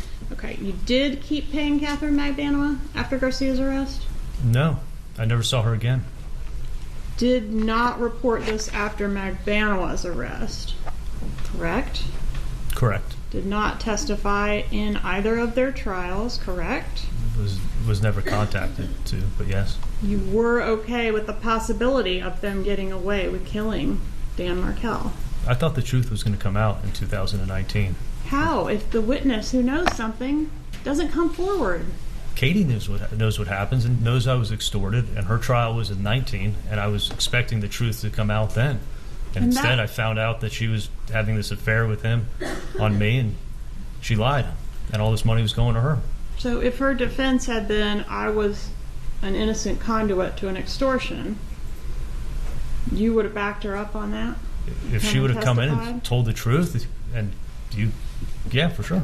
You would have heard the same story. Where is your family located now? You don't have to be specific, but is your mom and dad, are they still in South Florida? They still live in South Florida. Okay, what about Wendy and the boys? My parents live about 35 minutes from my sister, and I used to live about 45 minutes from them. And are they okay, as far as you know, physically today, as we sit here? Yes. And are you concerned that because you've told now on the Latin Kings that they're going to come kill your whole family? I mean, I just told you that I knew that, was told then that Luis Rivera, the head of the Latin Kings, killed Dan Markel. So, I mean, I do have some concern when I get out. Right, but even after me. Sorry, go ahead. That's okay. I said I do have some concern with Latin Kings now that I spoke and told what I know. But what about, I mean, Rivera was already in custody at one point, as well as Garcia and Magbanua. My understanding is your continued fear was due to other Latin kings, potentially.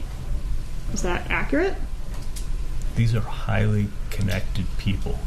Luis Rivera, the head of the Latin Kings, in custody means absolutely nothing. If you think he can't send somebody from the outside, you're wrong. All right.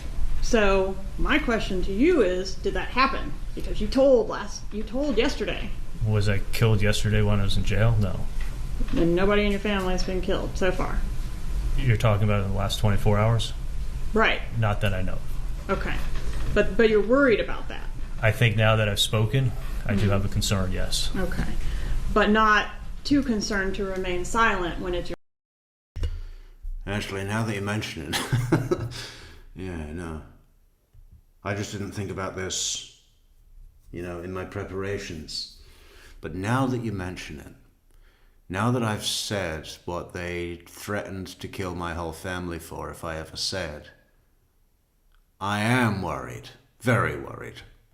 And as soon as I get out of here, I'm going to phone Miami and check the status of my family to check that they haven't been murdered by the Latin Kings. Do me a favor.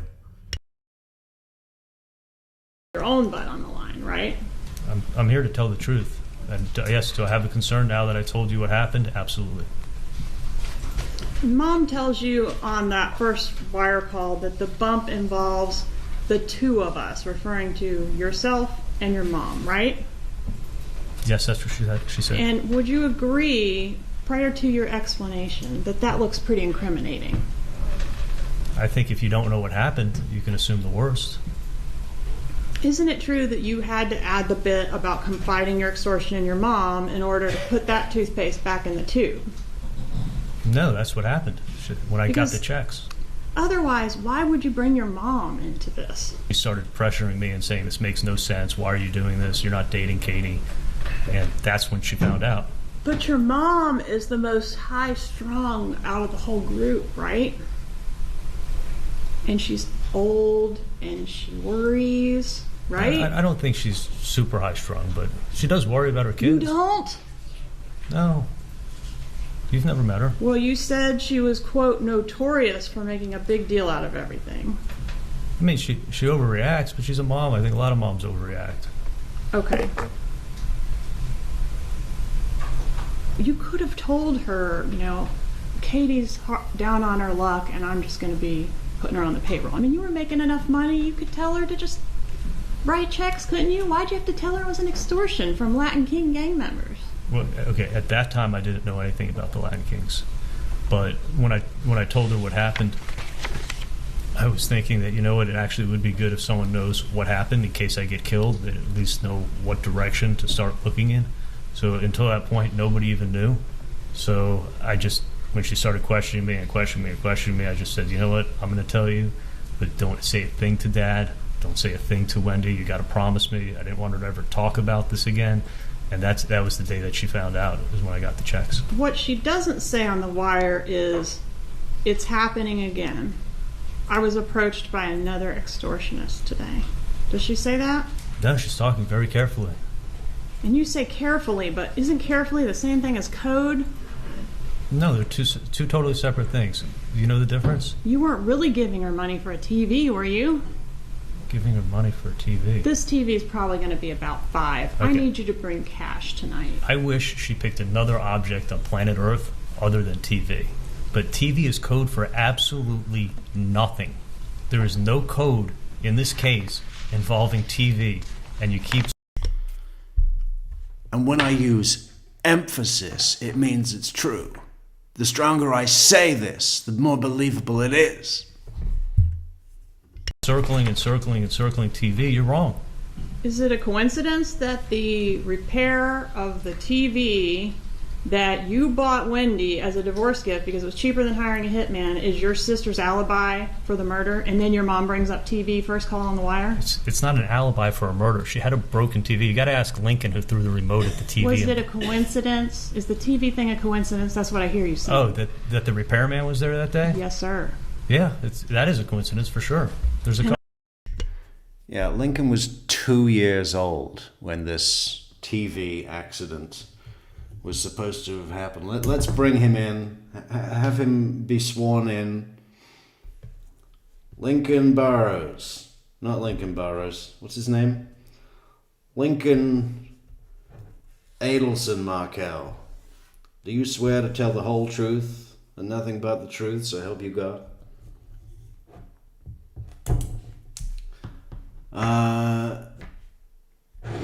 11 years ago, when you were 2, did you throw a remote at your mother's television? Tell us the truth. A couple of coincidences in this case. I'm sorry, I cut you off. I said there's a couple of coincidences in this case. I mean, she had people send her an email to go buy a bottle of Bullet bourbon for their Stock the Bar party, and she was driving to a liquor store to buy a bottle of Bullet bourbon on that day, at that time, and her friend sent the email, and you have the email and evidence. Like, is that a coincidence? Yeah, coincidences happen.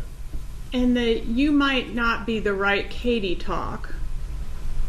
That doesn't seem to really fit with your theory of the case, does it? What was your explanation for that? Why you kept saying you might not be the right Katie? I mean, she's definitely the right Katie, right? Absolutely. She knew it was. I was implying it was her. I was just trying to say, I'm not setting you up, but I need your help. On call B, your mom, you call your mom back and you say, you probe her a little bit, and ultimately you say, you think someone's trying to blackmail you? That's crazy. Why does it sound like this is something that's new and unfathomable to you at that moment? Well, because I wasn't even following what my mom was talking about on the first call. And on the second call, when she shocked me when she said that. And I'd been extorted before, and her saying to bring cash, everything just didn't sound right. Could we play clip 4, please? This is from Dolce. What? Sorry, from what? Clip 4 from Dolce. Okay.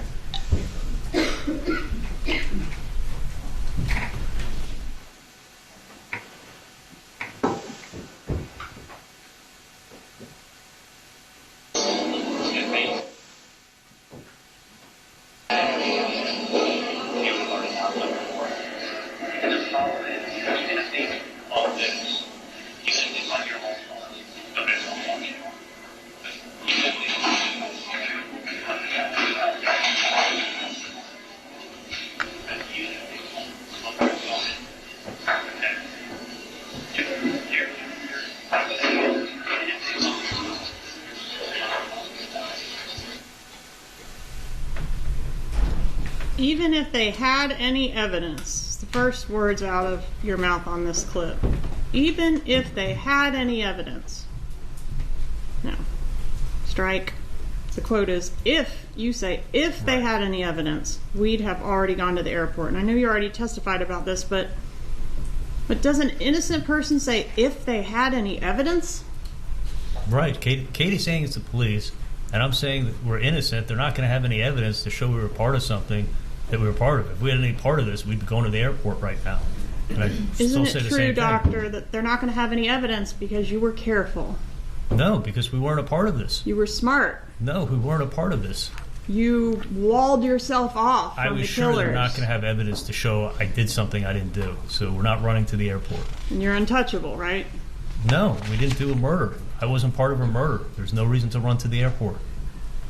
In the next clip, you're discussing what's going to happen if this person that did the bump goes to the police. And you're going through all these scenarios, these possibilities. Wait, if he goes to the police? Yeah, the blackmailer goes to the police. They're going to say, where's the weapon? And he's not going to know. He's just going to have hearsay, basically. Someone told me they did it, and it's not going to be enough to get the investigation anywhere. Why are you thinking through the possibility of the blackmailer going to the cops if the blackmailer doesn't have any dirt on you to take to the cops? I wasn't thinking about the blackmailer. What I was trying to say is I don't know anything about Sigfredo. I don't know anything about this crime. I was trying to tell her that I'm harmless. I don't have any knowledge of what went on. Like, the last thing I wanted is that now that she's saying it's the police, is someone to come and kill me and think I'm some kind of loose end. So that's why I'm saying that. But that's not what you're saying. You're saying if this is a person that Luis Rivera ran his mouth to, and they go to the police, it's going to be worth zero. Because they're not going to know anything other than, hey, my brother told me this. I don't know if I was saying with someone who knows Luis Rivera. I was trying to make a point that I don't know anything. And then you suggest what they would have to do is get him to wear a wire and get the person to confess, and that's probably what this could be, an effort to do, right? Well, they're thinking that we were part of a murder, so this was the same thing I said before, is that this is their theory, so this is a police tactic, and it could be either a bad guy or the police, and this is how they're pursuing it. I actually never really... I'm amazed at myself and my lack of intelligence, and how have I never thought about this? Have I really never thought about this? I've always thought from the Adelsons' perspective that after the bump they're thinking, well, on the one hand it could be the cops, and on the other hand it could be a Latin king that heard something or that has been sent. But I never kind of put those two together and thought that the Adelsons might have been thinking if Lewis got in trouble and then said, listen, cops, how about I get you a whole family of millionaires that did a murder, and I wear a wire, or get my brother to wear a wire, and you get them for that cold case, which ironically is the closest version to the truth. I mean, it did come about because of Luis Rivera's proffer and his decision to cooperate, and I mean, how is that? How have I not discussed that? Because I've never seen it, because I'm a fucking idiot. And here I am calling everybody else a moron, and I missed a big one. I never heard it told like that by anyone else either. We're all morons. Exactly. So as long as you keep your mouth shut, you can get away with murder, right? No, not at all. Isn't that what you told Ryan Fitzpatrick? No. Yeah, clearly not. I think the operative word in there, Charlie, well, not word, but The core of that is keeping your mouth shut, which is ironic coming from you. Ryan Fitzpatrick is someone who stole over $500,000 from me. That's not my question, sir. Sorry. Did you say that to Ryan No, Fitzpatrick? never. Never at all. Why do you go into so much detail about rental car examples? Let's start with, strike that. Can you agree that the Prius, you knew that the police were looking for a Prius at the time you met at this Dolce Vita restaurant? I think it had been released at that time. All right, and you heard the recording. You're arguing. Let's play the clip. This is going to be clip. I think let's play 7 and 8, please. Dolce.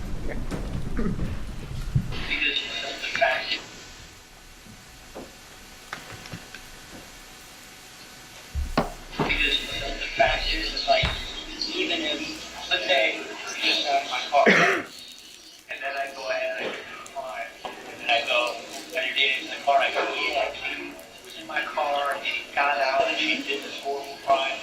Okay, if they come and they get the DNA in the car, they go, yep, she was in my car. He sat in the car for 2 minutes, got the AC, and then got out of the car. He has nothing to do with you guys murdering me.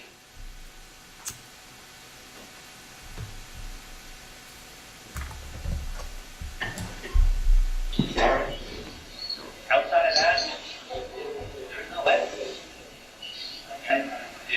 You know, if you have a car and you can link this person to renting that car that you drive, okay. But you have to prove that they were also driving that day and rented it and lent it to a friend. What if you rented a car and hey, Katie, can I borrow it for the weekend and I'll bring it back on Tuesday? You go, yeah, sure. So you rented the car. You've been in that car. I drive into fucking Orlando. I rob McDonald's in Orlando. I come back and I go, here's the keys, Katie. And you go, okay, thanks. Yeah, you rented it, but what if you were fucking out? I love how he's giving this example. He doesn't realize how, hey, say if you rent a car and then I come to you and I say, can I borrow that car for the weekend? And you say, yeah, sure, here's the key. And then I drive to Orlando and rob a McDonald's in Orlando and drive back. You know, it's like, if I rented a car and somebody came to me, you know, for one, I would only rent a car if I needed it, which means I'd be driving it while I had it. You don't rent a car and then not use it and then lend it to someone else, you know? Rent your own car. That's what I'd say. It's like $30 a day. You're a millionaire. Fuck off. All weekend, even though I took your car, I did something and I brought it back. Okay? My point is, I don't have any knowledge. Evidently, this person is either pretending to or does. Deborah Rockhill. Hello.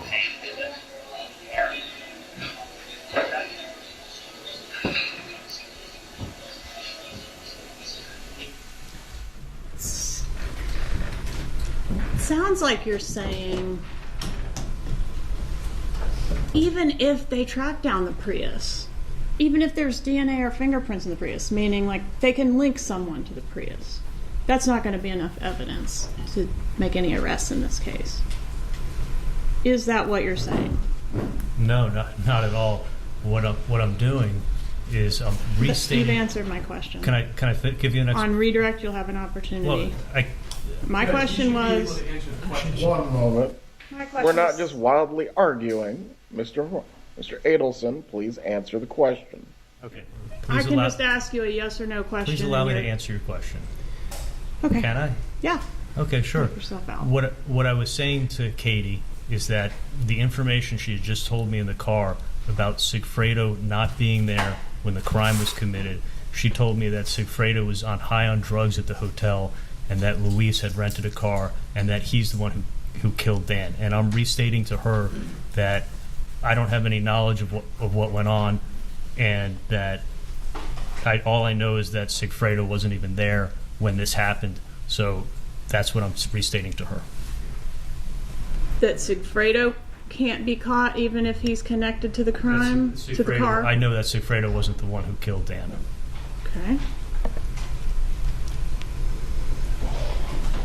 Wouldn't it be good for you, because you know now that Sigfredo is the extortionist, right? She just told you that in the car? Sigfredo, yeah. Okay.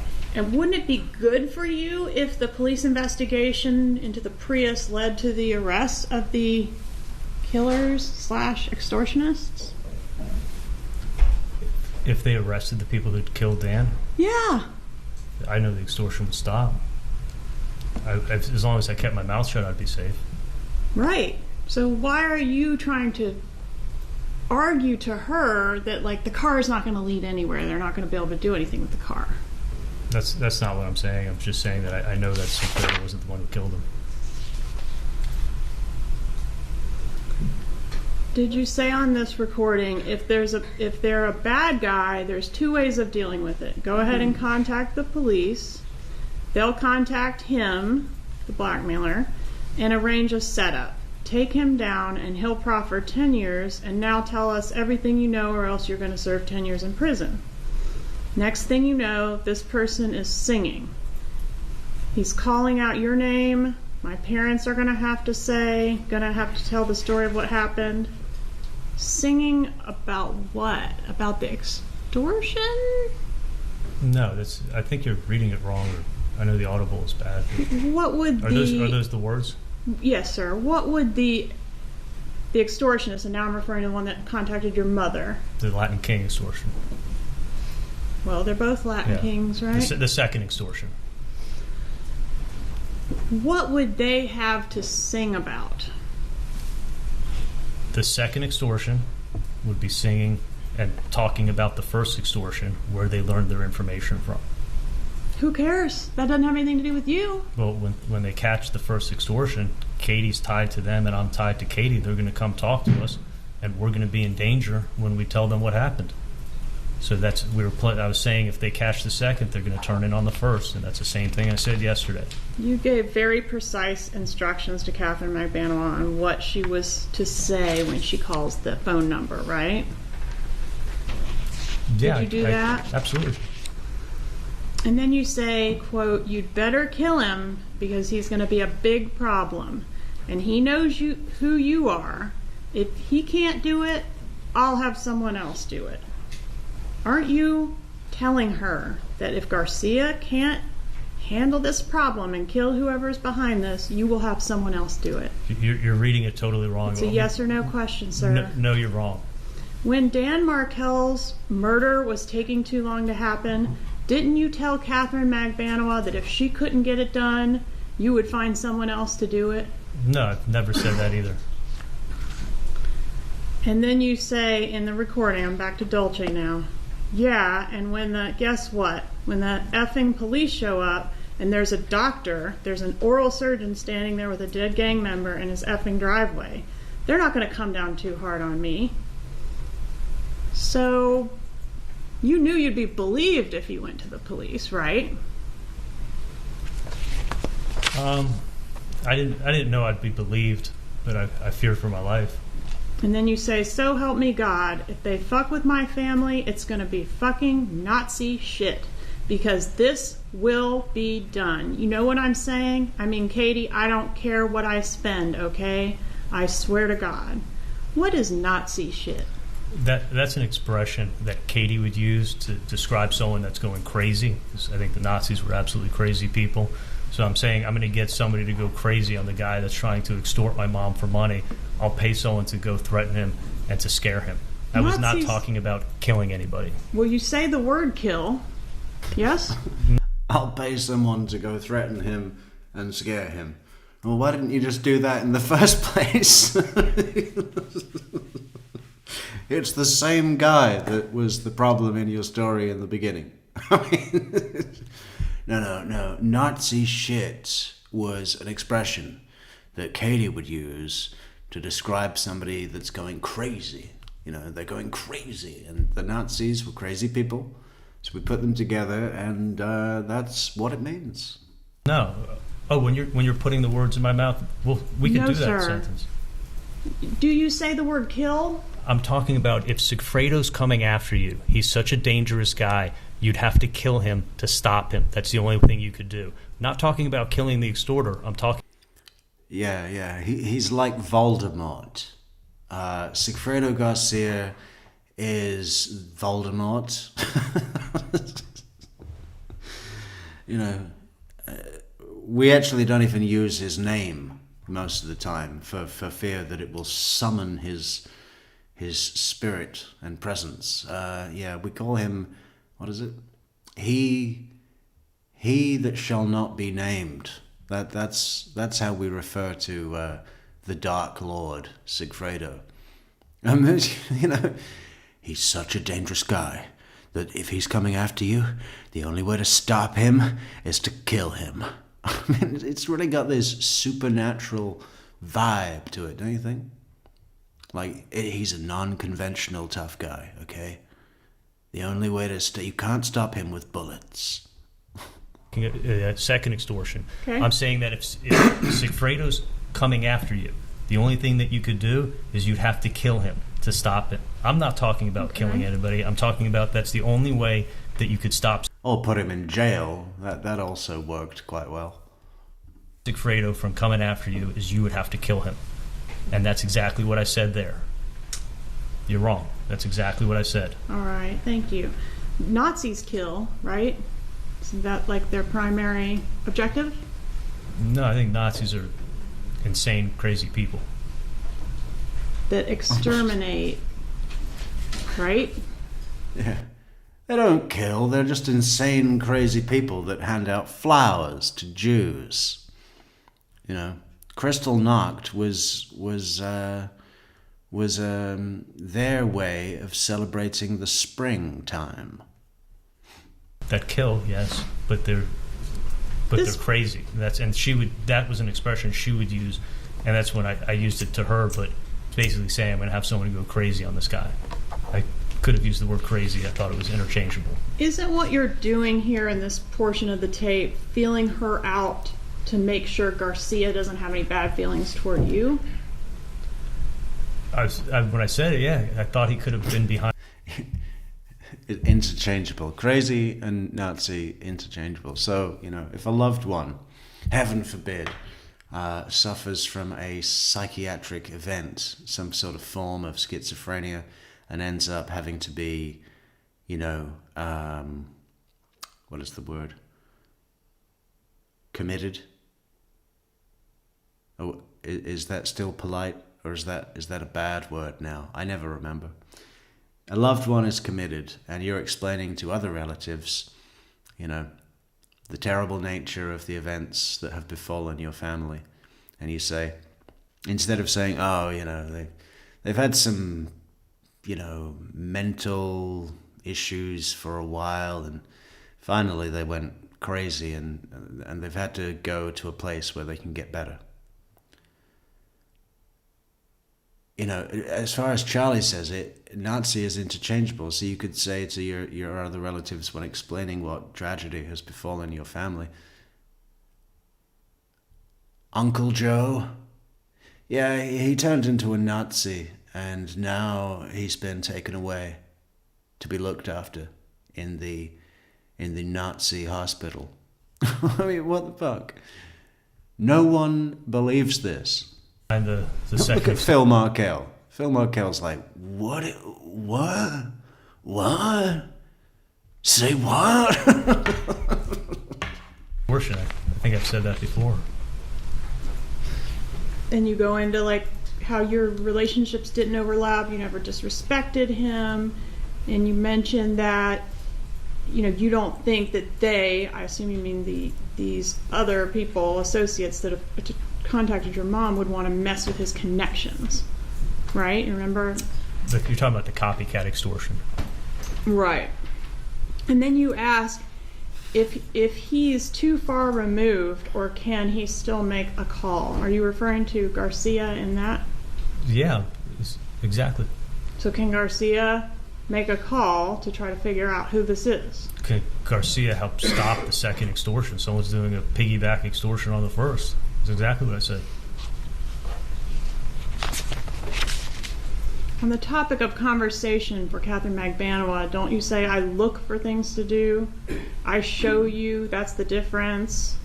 You don't ask me for shit. You said all those things, right? Absolutely. That's proving that what I've been saying all along is that I didn't think she was part of this, so I was doing things to keep her happy from time to time. Ethan's birthday I brought up there. I gave her $300. I helped her out with the car when her car was broken, for sure. And then you say, listen, you giving somebody money is not an admission of any kind of guilt. Would paying the money have made her look guilty? That's what she was saying to me. Is she said it's the police. And you can't pay the police. They're going to think you were part of a murder and they're going to arrest you.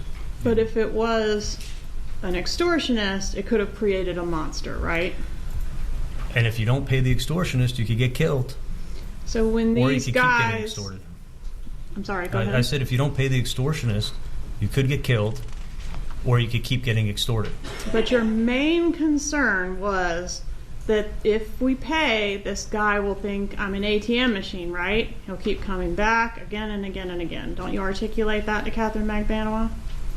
If it was an extorter, that was one of the concerns. The other concern was not paying him and getting killed. But what you say is, well, I don't remember the quote exactly. The main concern, what I'm most worried about, is that they're going to keep coming back for more, right? I don't remember using the word the main concern. But what you don't say in here is like what you or your homies have been doing to me for 2 years. Of course not. I don't want her to think I'm setting her up.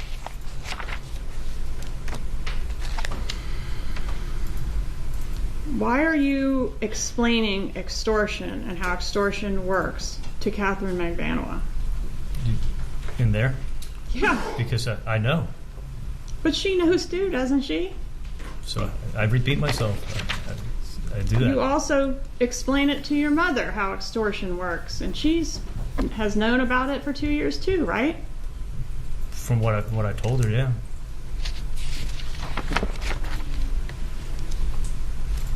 I'm reminding her. Then you say, if someone's messing with you, they're messing with me. And if someone's messing with me, they're messing with you. It's one and the same, right? Yes, I said that. You're in this together, right? We're both innocent. He's really shitting himself now, I think is the clinical term, right? I mean, he's not got a good sense of this. I think he can feel that George is building to the end, right? She's coming with some pretty well thought out, predefined terms here, and it's a chokehold on that big tree trunk elephant leg neck of his.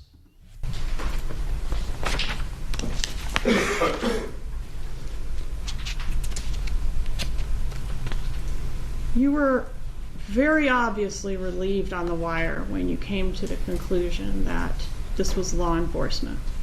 Would you agree with that? Very relieved, yeah. All right.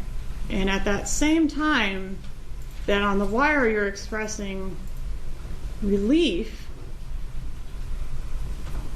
or I should say, shortly after all the relief expressed on the wire, we've got the arrest of Catherine Magbanua, right? No. No. Okay. Would you agree that it goes relief on the wire, then arrest of Catherine Magbanua? Do you want to give me dates? Because Kathy was arrested 6 months later. Okay. The wire Can we was in agree April, that she was you were arrested in very October. relieved on the wire, and that 6 months later, Catherine Magbanua was arrested?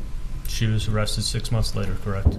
And 6 months later, after you were completely relieved on the wire, you begin to exhibit these extreme behavior changes that we've heard about. And what is your explanation for that? Because I thought I'd be falsely arrested.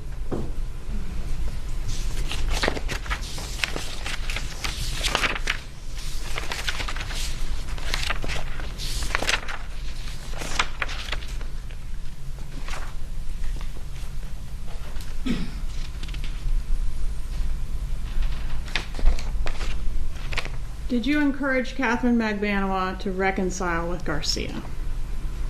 That's a yes or no. Yes, for sure I did. Was that a good decision for her or a good decision for you? Neither. You've heard your lawyer say that you talk a lot. Do you agree with that? Yes, I do. And you talk a lot on the wire, right? Yes, I do.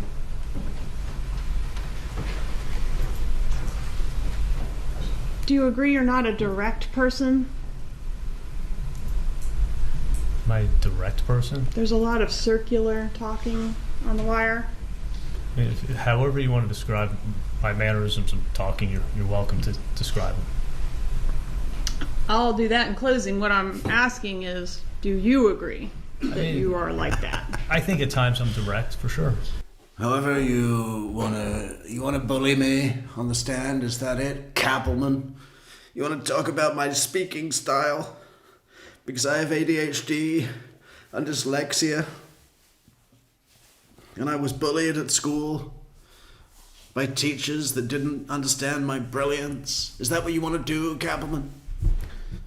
I'll do that in closing. Do you have a way of saying things without really saying it? No, I think I'm pretty direct with things. Do you think you can talk your way out of this? No, I don't. I'm not part of a murder. Who are they going to believe, right? An oral surgeon or a gangster? That's extorting me in my driveway and coming and threatening me? You're untouchable, right? No, I'm not part of this murder. There was a lot of talk about going to the police on the wire, which I think we've well established did not happen. But you've always gone to the police before, right? I've had other things that have gone to the... God, you see that? Look at that exhale there, Charlie. I mean, he knows he's having his throat cut here, right? Going to the police on the wire, which I think we've well established did not happen. But you've always gone to the police before, right? I've had other things that have gone to the police for, yeah. You've gone to the police in reference to something to do with your child's mother? Yes or no? Yes. You've gone to the police when you were threatened to be blackmailed over something. Does anyone know what that was? What did Charlie Adelson go to the police about Bree for? What was that? Does anyone know? Hey, Pariah, how you doing? Good to see you, Pariah. With a woman back in 2015. Remember that? No, I didn't go to the police. Did you send a letter from your lawyer indicating that describing her actions as an attempted shakedown and indicating that not only will Dr. Adelson never pay a settlement, he will undoubtedly prevail and seek attorney's fees against your client? Right, that's a civil complaint, and somebody was making an unfounded civil complaint and threatening filing a lawsuit, and an attorney handled the civil complaint. The police were never notified. But it was a civil suit. It was somebody trying to shake you down for money. It was a unfounded claim from a civil suit to me and another dentist that it was involving. It was a claim that potentially had criminal implications as well, wasn't it, Doctor? For me? Yes. No. There was never a police investigation with that. In 2018, did you report an aggravated assault where a vehicle was driving aggressively and narrowly avoided striking you? I had a reporter almost kill my 10-week-old puppy dog that I was walking because I was going for a walk in the morning and he was stalking outside my house. In 2018, did you report an aggravated assault where a vehicle was driving aggressively and narrowly avoided? Well, I hope he'd had his parvo vaccinations already. Striking you. He was more almost hit my dog too, but yeah. Do your nephews deserve to know the whole truth about who killed their father? Yeah, now they do. Do Danny's parents deserve to know what happened to their son? Absolutely. And you say you knew. You now say you knew a big piece of what happened, right? Yes. Do you feel bad about not volunteering that to Danny's parents? I feel a sense of relief that now I was able to tell everybody what finally happened. Yesterday. Almost 10 years later, right? Yeah. And that's because you didn't just know a big piece of it. You were a big piece of it, weren't you, Doctor? I was extorted and I knew a lot, yeah. One moment, please, Your Honor. Well, that was nice. Yeah. Donna, does she wish she went up there? I mean, what would have been the point, really? Would she have stuck to that story? I mean, I think that's probably the main reason that she didn't go up, because the foundation had not been set well. Like that reporter at the beginning said. Or was it? No, it was Tim Jansen that was being interviewed on that we showed. And, we kept waiting for some story, for some explanation, but it never came, right, with Donna's trial. All that came was Jackie Fulford getting up and going, when I think of those two boys, those sweet little innocent boys, Danny was a brilliant legal mind that my client, what is that noise she makes? My client had nothing to do with the death of a brilliant legal mind. I mean, that was it. That was the whole fucking defense. Weepy Jackie getting up there and saying nothing, doing nothing, showing nothing. I mean, it was vacuous beyond belief. It was like space. Just space.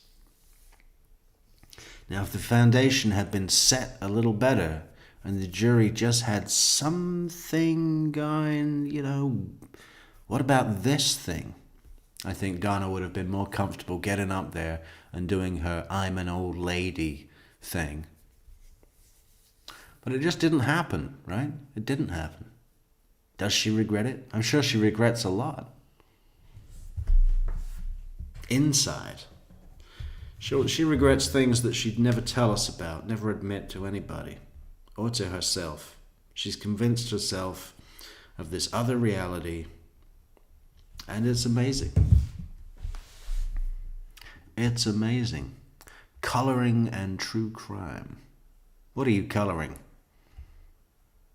How about a picture of a dog? Picture of a dog walking by a river on a sunny day, but with thunderclouds in the background. A little bit of drama. I like it. Yeah. So we are very close to wrapping up our coverage on the Adelson case, and then we're moving on. We've got at least one more thing to do. I'd like to say we'll do the whole Wendy interview again, but I don't want to do it just raw. I'd have to take the time to do some sort of montage. That's going to take a while. Please do support the channel on buymeacoffee.com/True Crime Metrix. PayPal links also in the description. A bunch of links, great links, merch links, social links in the description for the video.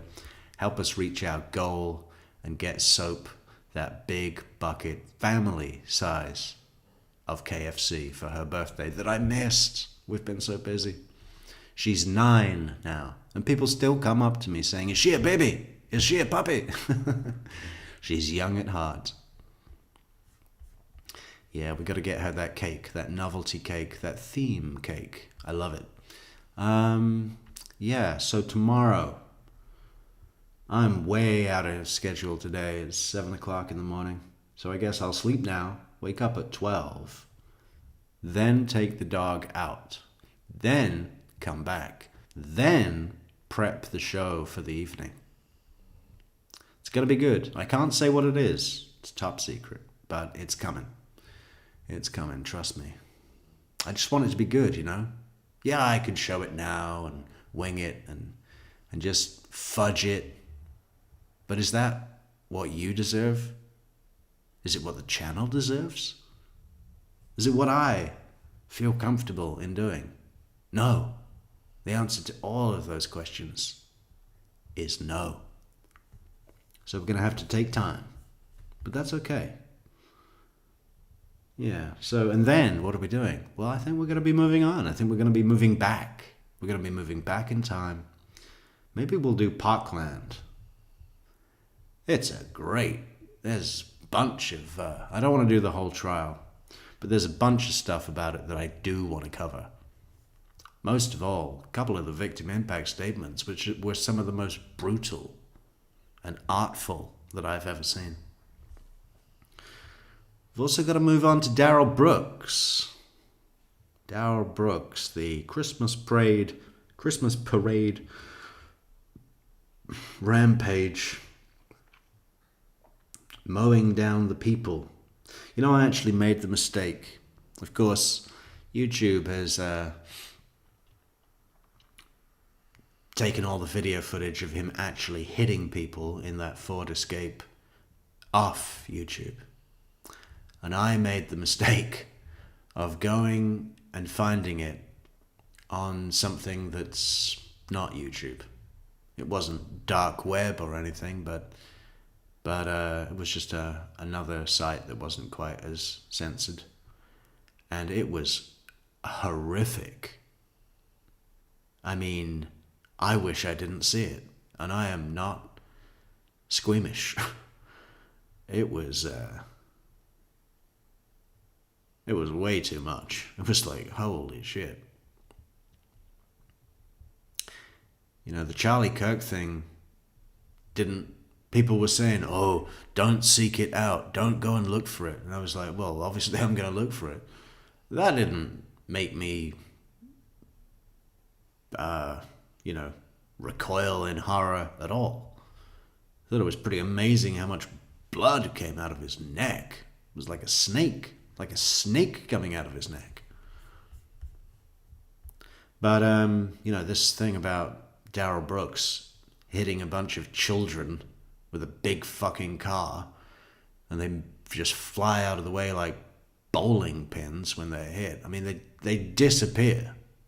It's like instant, but you can just catch enough where you see the bodies flying, and it's like, my God, what are you doing? And he just kept going. And it's got a pretty fucking notorious trial. Pro se, making a mockery of the courtroom, going for jury nullification, arguing with the judge, threatening the judge. So that was amazing. But what was also amazing about it was the prosecution's team ability to kind of put up with his shit as much as they did for the purposes of safeguarding appeal. They really Wisconsin, when they put up a case that's like, okay, we're not leaving anything to chance here. Yeah, it's a sure thing, but we're still gonna do everything. They really do. More so than other states, I think. I mean, look at Chandler Alderson. Did they need to do any of that? No, but they did.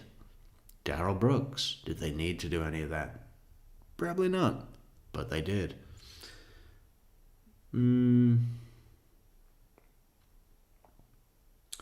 Ezra McCandless was a little different. I'd like to go back to that at some point as well. If nothing else, than to listen to Jason Mengel's description of the intricacies of Dungeons and Dragons. Let me see if I can bring that up just briefly here. When did we cover that? Was it last year? Oh, here we go. So this is Jason Mengel's description of Dungeons and Dragons. Now, I have heard the term Dungeons and Dragons. I think I may have even seen people playing it in a pub a couple of times, maybe, or that might have been something else. Magic the Gathering.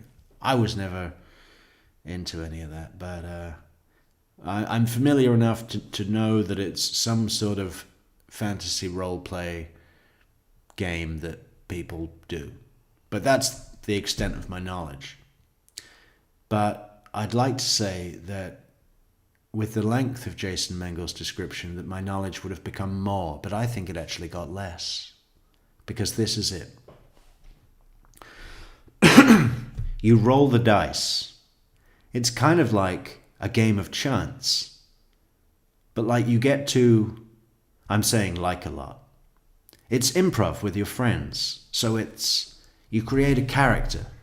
You go to a place. And someone runs the whole session. And the rest of the players, create like whatever. A bard or a cleric or something. And like the whole idea is to get you involved. Josh ran the campaigns, He would create these environments for you. Your personality, your character to like go through. There's nothing digital about it. It's just a board. Not really even a board. It's just like they'll do like a map. So you can draw out where we're doing things and what's going on. And sometimes tokens. It's mostly just a chance to play make-believe with your friends again. So it's kind of fun. We do it on Monday nights.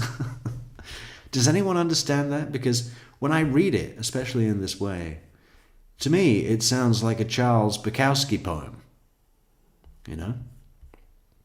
Should we read one of those for comparison, just to close the lights?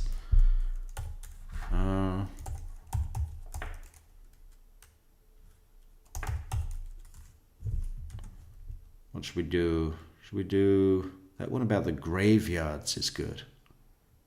What is it called?